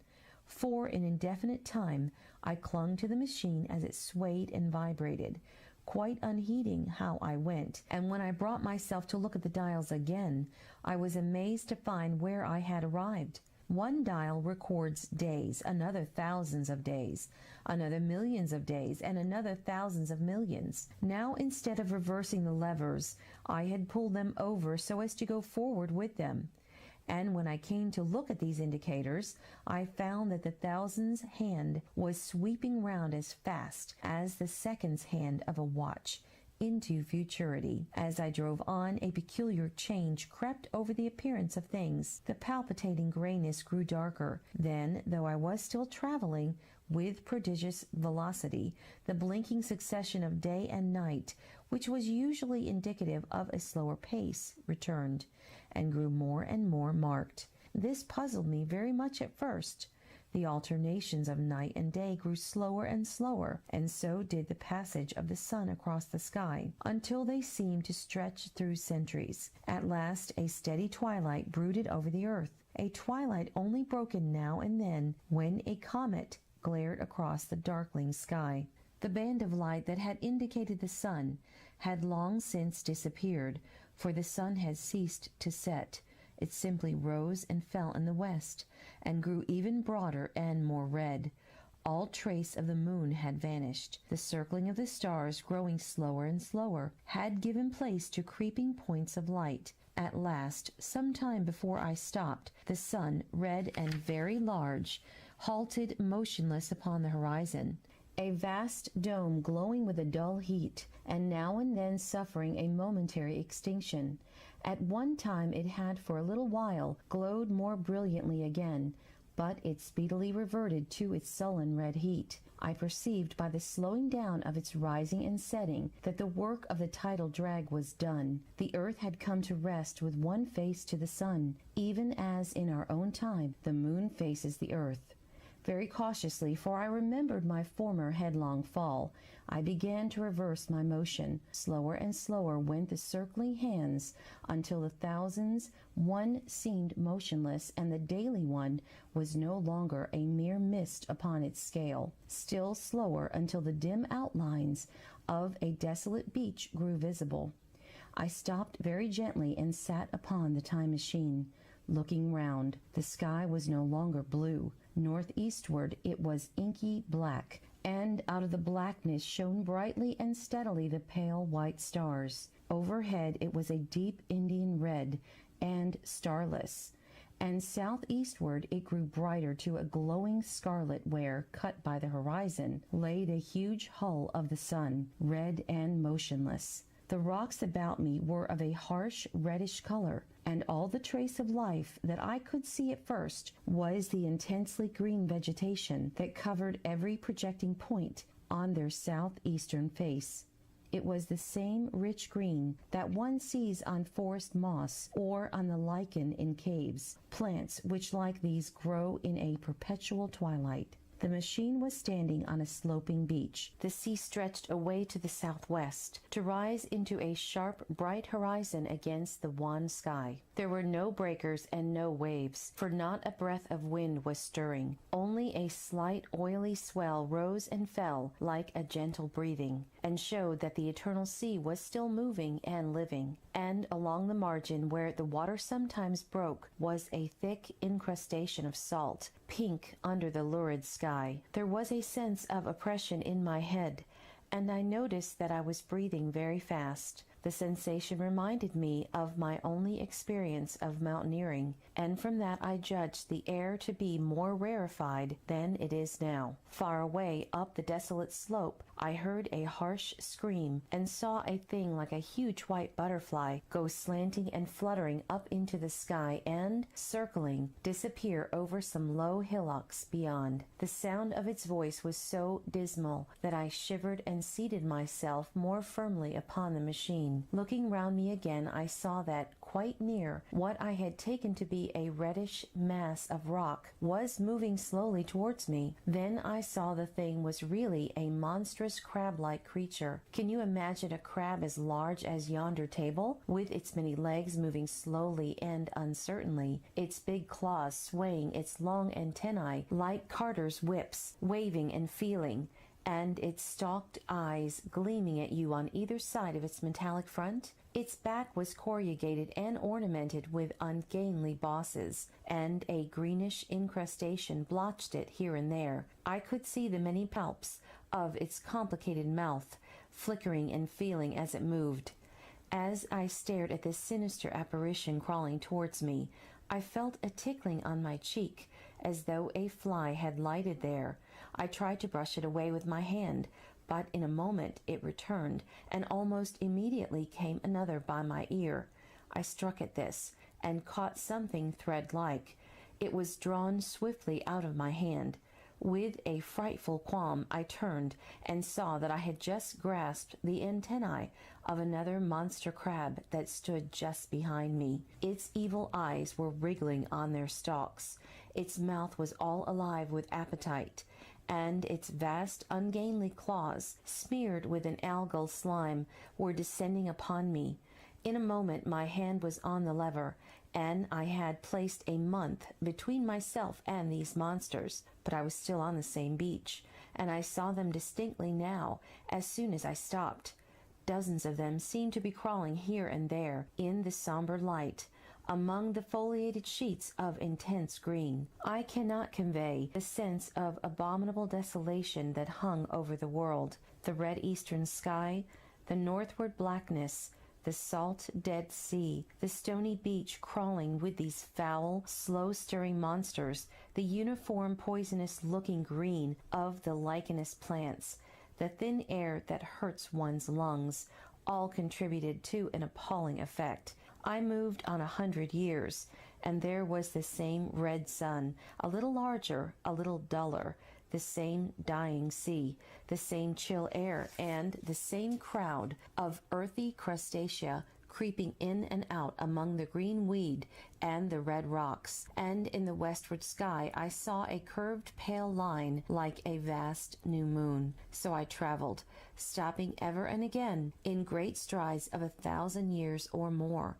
drawn on by the mystery of the earth's fate, watching with a strange fascination the sun grow larger and duller in the westward sky, and the life of the old earth ebb away. At last, more than 30 million years hence, a huge red-hot dome of the sun had come to obscure nearly a 10th part of the darkling heavens. Then I stopped once more, for the crawling multitude of crabs had disappeared, and the red beach, save for its livid green liverworts and lichens, seemed lifeless. And now it was flecked with white. A bitter cold assailed me. Rare white flakes ever and again came eddying down. To the northeastward, the glare of snow lay under the starlight of the sable sky, and I could see an undulating crest of hillocks pinkish white. There were fringes of ice along the sea margin, with drifting masses further out, but the main expanse of that salt ocean, all bloody under the eternal sunset, was still unfrozen. I looked about me to see if any traces of animal life remained. A certain indefinable apprehension still kept me in the saddle of the machine, but I saw nothing moving in earth or sky or sea. The green slime on the rocks alone testified that life was not extinct. A shallow sandbank had appeared in the sea, and the water had receded from the beach. I fancied I saw some black object flopping about upon this bank, but it became motionless as I looked at it, and I judged that my eye had been deceived, and that the black object was merely a rock. The stars in the sky were intensely bright, and seemed to me to twinkle very little. Suddenly I noticed that the circular westward outline of the sun had changed, that a concavity A bay had appeared in the curve. I saw this grow larger. For a minute perhaps I stared aghast at this blackness that was creeping over the day, and then I realized that an eclipse was beginning. Either the moon or the planet Mercury was passing across the sun's disk. Naturally, at first I took it to be the moon, but there is much to incline me to believe that what I really saw was the transit of an inner planet passing very near to the earth. The darkness grew apace. A cold wind began to blow in freshening gusts from the east, and the showering white flakes in the air increased in number. From the edge of the sea came a ripple and whisper. Beyond these lifeless sounds, the world was silent. Silent! It would be hard to convey the stillness of it. All the sounds of man, the bleating of sheep, the cries of birds, the hum of insects, the stir that makes the background of our lives, all that was over. As the darkness thickened, the eddying flakes grew more abundant, dancing before my eyes, and the cold of the air more intense. At last, one by one, swiftly, one after the other, the white peaks of the distant hills vanished into blackness. The breeze rose to a moaning wind. I saw the black central shadow of the eclipse sweeping towards me. In another moment, the pale stars alone were visible. All else was rayless obscurity. The sky was absolutely black. A horror of this great darkness came on me. The cold that smote to my marrow, and the pain I felt in breathing, overcame me. I shivered, and a deadly nausea seized me. Then, like a red-hot bow in the sky, appeared the edge of the sun. I got off the machine to recover myself. I felt giddy and incapable of facing the return journey. As I stood sick and confused, I saw again the moving thing upon the shoal. There was no mistake now that it was a moving thing against the red water of the sea. It was a round thing, the size of a football perhaps, or it may be bigger, and tentacles trailed down from it. It seemed black against the weltering blood-red water, and it was hopping fitfully about. Then I felt I was fainting, but a terrible dread of lying helpless in that remote and awful twilight sustained me while I clambered up the saddle. Chapter 12. So I came back. For a long time I must have been insensible upon the machine. The blinking succession of the days and nights was resumed. The sun got golden again, the sky blue. I breathed with greater freedom. The fluctuating contours of the land ebbed and flowed. The hands spun backward upon the dials. At last I saw again the dim shadows of houses, the evidences of decadent humanity. These too changed and passed, and others came. Presently, when the million dial was at zero, I slackened speed. I began to recognize our own petty and familiar architecture. The thousands' hand ran back to the starting point. The night and day flapped slower and slower. Then the old walls of the laboratory came round me. Very gently now I slowed the mechanism down. I saw one little thing that seemed odd to me. I think I have told you that when I set out, before my velocity became very high, Mrs. Watchett had walked across the room,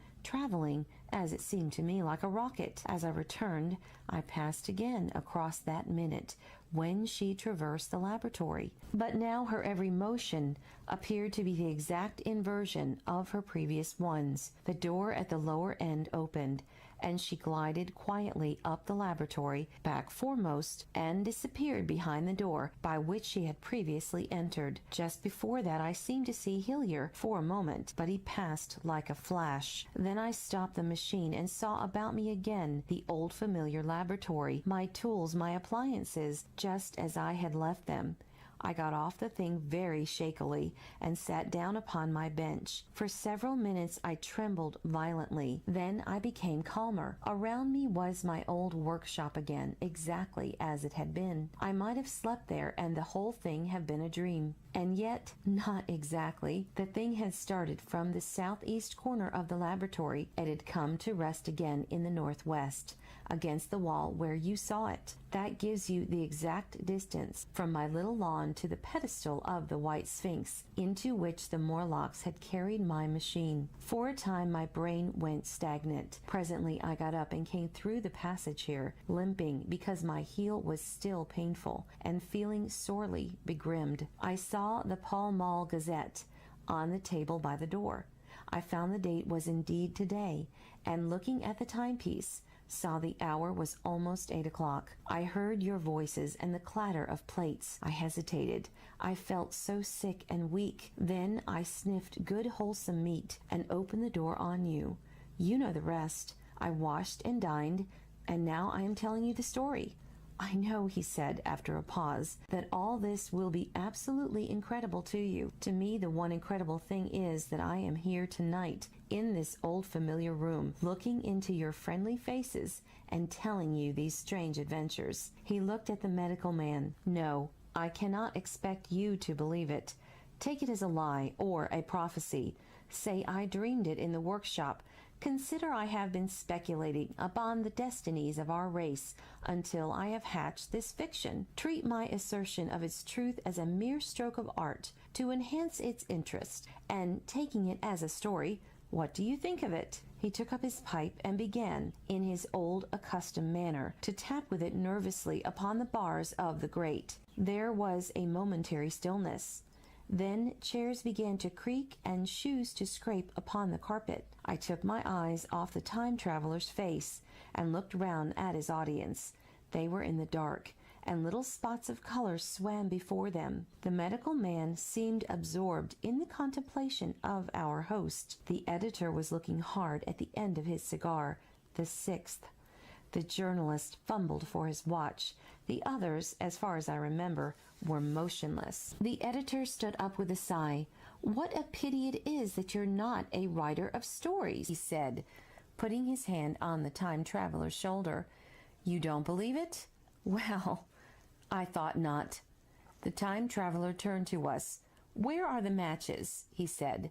He lit one and spoke over his pipe, puffing. To tell you the truth, I hardly believe it myself, and yet... His eye fell with a mute inquiry upon the withered white flowers upon the little table. Then he turned over the hand holding his pipe, and saw he was looking at some half-healed scars on his knuckles. The medical man rose, came to the lamp, and examined the flowers. "The gymnasium's odd," he said.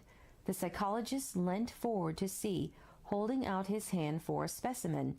"I'm hanged if it isn't 1:45, said the journalist. "How shall we get home?" "Plenty of cabs at the station," said the psychologist. "It's a curious thing," said the medical man, "but I certainly don't know the natural order of these flowers. May I have them?" The time traveler hesitated.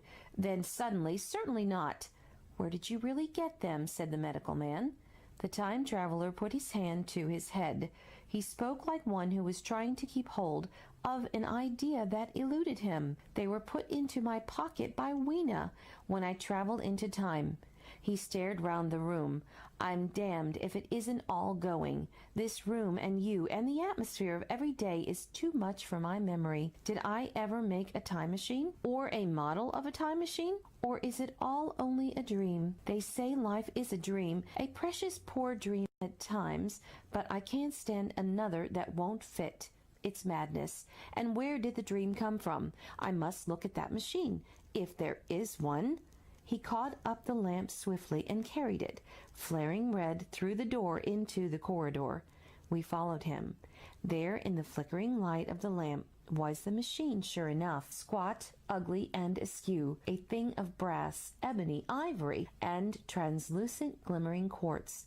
Solid to the touch, for I put out my hand and felt the rail of it, and with brown spots and smears upon the ivory, and bits of grass and moss upon the lower parts, and one rail bent awry. The time traveler put the lamp down on the bench, and ran his hand along the damaged rail. "It's all right now," he said. "The story I told you was true. I'm sorry to have brought you out here in the cold." He took up the lamp, and, in an absolute silence, we returned to the smoking room. He came into the hall with us and helped the editor on with his coat. The medical man looked into his face and, with a certain hesitation, told him he was suffering from overwork, at which he laughed hugely. I remember him standing in the open doorway, bawling good night. I shared a cab with the editor. He thought the tale a gaudy lie. For my part, I was unable to come to a conclusion. The story was so fantastic and incredible, the telling so credible and sober. I lay awake most of the night thinking about it.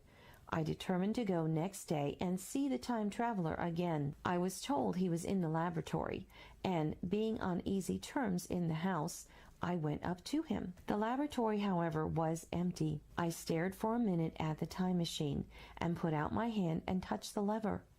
At that, the squat, substantial-looking mass swayed with the bow shaken by the wind. Its instability startled me extremely, and I had a queer reminiscence of the childish days when I used to be forbidden to meddle. I came back through the corridor. The time traveler met me in the smoking room. He was coming from the house. He had a small camera under one arm and a knapsack under the other. He laughed when he saw me and gave me an elbow to shake. "I'm frightfully busy," said he, "with that thing in there." "But is it not some hoax?" I said. "Do you really travel through time?" "Really and truly I do." And he looked frankly into my eyes. He hesitated. His eye wandered about the room. "I only want half an hour," said he. "I know why you came, and it's awfully good of you. There's some magazines here. If you'll stop to lunch, I'll prove you this time traveling up to the hilt, specimens and all. If you'll forgive my leaving you now." I consented, hardly comprehending then the full import of his words, and he nodded and went on down the corridor. I heard the door of the laboratory slam, seated myself in a chair, and took up a daily paper. What was he going to do before lunchtime? Then suddenly I was reminded by an advertisement that I had promised to meet Richardson, the publisher, at 2. I looked at my watch and saw that I could barely save that engagement. I got up and went down the passage to tell the time traveler. As I took hold of the handle of the door, I heard an exclamation, oddly truncated at the end, and a click and a thud. A gust of air whirled round me as I opened the door, and from within came the sound of broken glass falling on the floor. The time traveler was not there. I seemed to see a ghostly, indistinct figure sitting in a whirling mass of black and brass for a moment, a figure so transparent that the bench behind with its sheets of drawings was absolutely distinct. But this phantasm vanished as I rubbed my eyes. The time machine had gone, save for a subsiding stir of dust. The further end of the laboratory was empty. A pane of the skylight had apparently just been blown in. I felt an unreasonable amazement. I knew that something strange had happened, and for the moment could not distinguish what the strange thing might be. As I stood staring, the door into the garden opened, and the manservant appeared. We looked at each other. Then ideas began to come. "Has Mr. gone out that way?" said I. "No, sir. No one has come out this way. I was expecting to find him here." At that I understood. At the risk of disappointing Richardson, I stayed on, waiting for the time traveler, waiting for the second, perhaps still stranger story, and the specimens and photographs he would bring with him. But I am beginning now to fear that I must wait a lifetime. The time traveler vanished 3 years ago, and as everybody knows now, he has never returned. Epilogue. One cannot choose but wonder, will he ever return? It may be that he swept back into the past and fell among the blood-drinking, hairy savages of the age of unpolished stone, into the abysses of the Cretaceous Sea, or among the grotesque saurians, the huge reptilian brutes of the Jurassic times. He may even now, if I may use the phrase, be wandering on some plesiosaurus-haunted oolitic coral reef, or beside the lonely saline lakes of the Triassic Age. Or did he go forward into one of the nearer ages, in which men are still men, but with the riddles of our own time answered, and its wearisome problems solved, into the manhood of the race? For I, for my own part, cannot think that these latter days of weak experiment, fragmentary theory, and mutual discord are indeed man's culminating time. I say, for my own part. He, I know, for the question had been discussed among us long before the time machine was made, thought but cheerlessly of the advancement of mankind, and saw in the growing pile of civilization only a foolish heaping that must inevitably fall back upon and destroy its makers in the end. If that is so, it remains for us to live as though it were not so. But to me, the future is still black and blank, is a vast ignorance, lit at a few casual places by the memory of his story. And I have by me, for my comfort, 2 strange white flowers, shriveled now, and brown and flat and brittle, to witness that even when mind and strength had gone, gratitude and a mutual tenderness still lived on in the heart of man.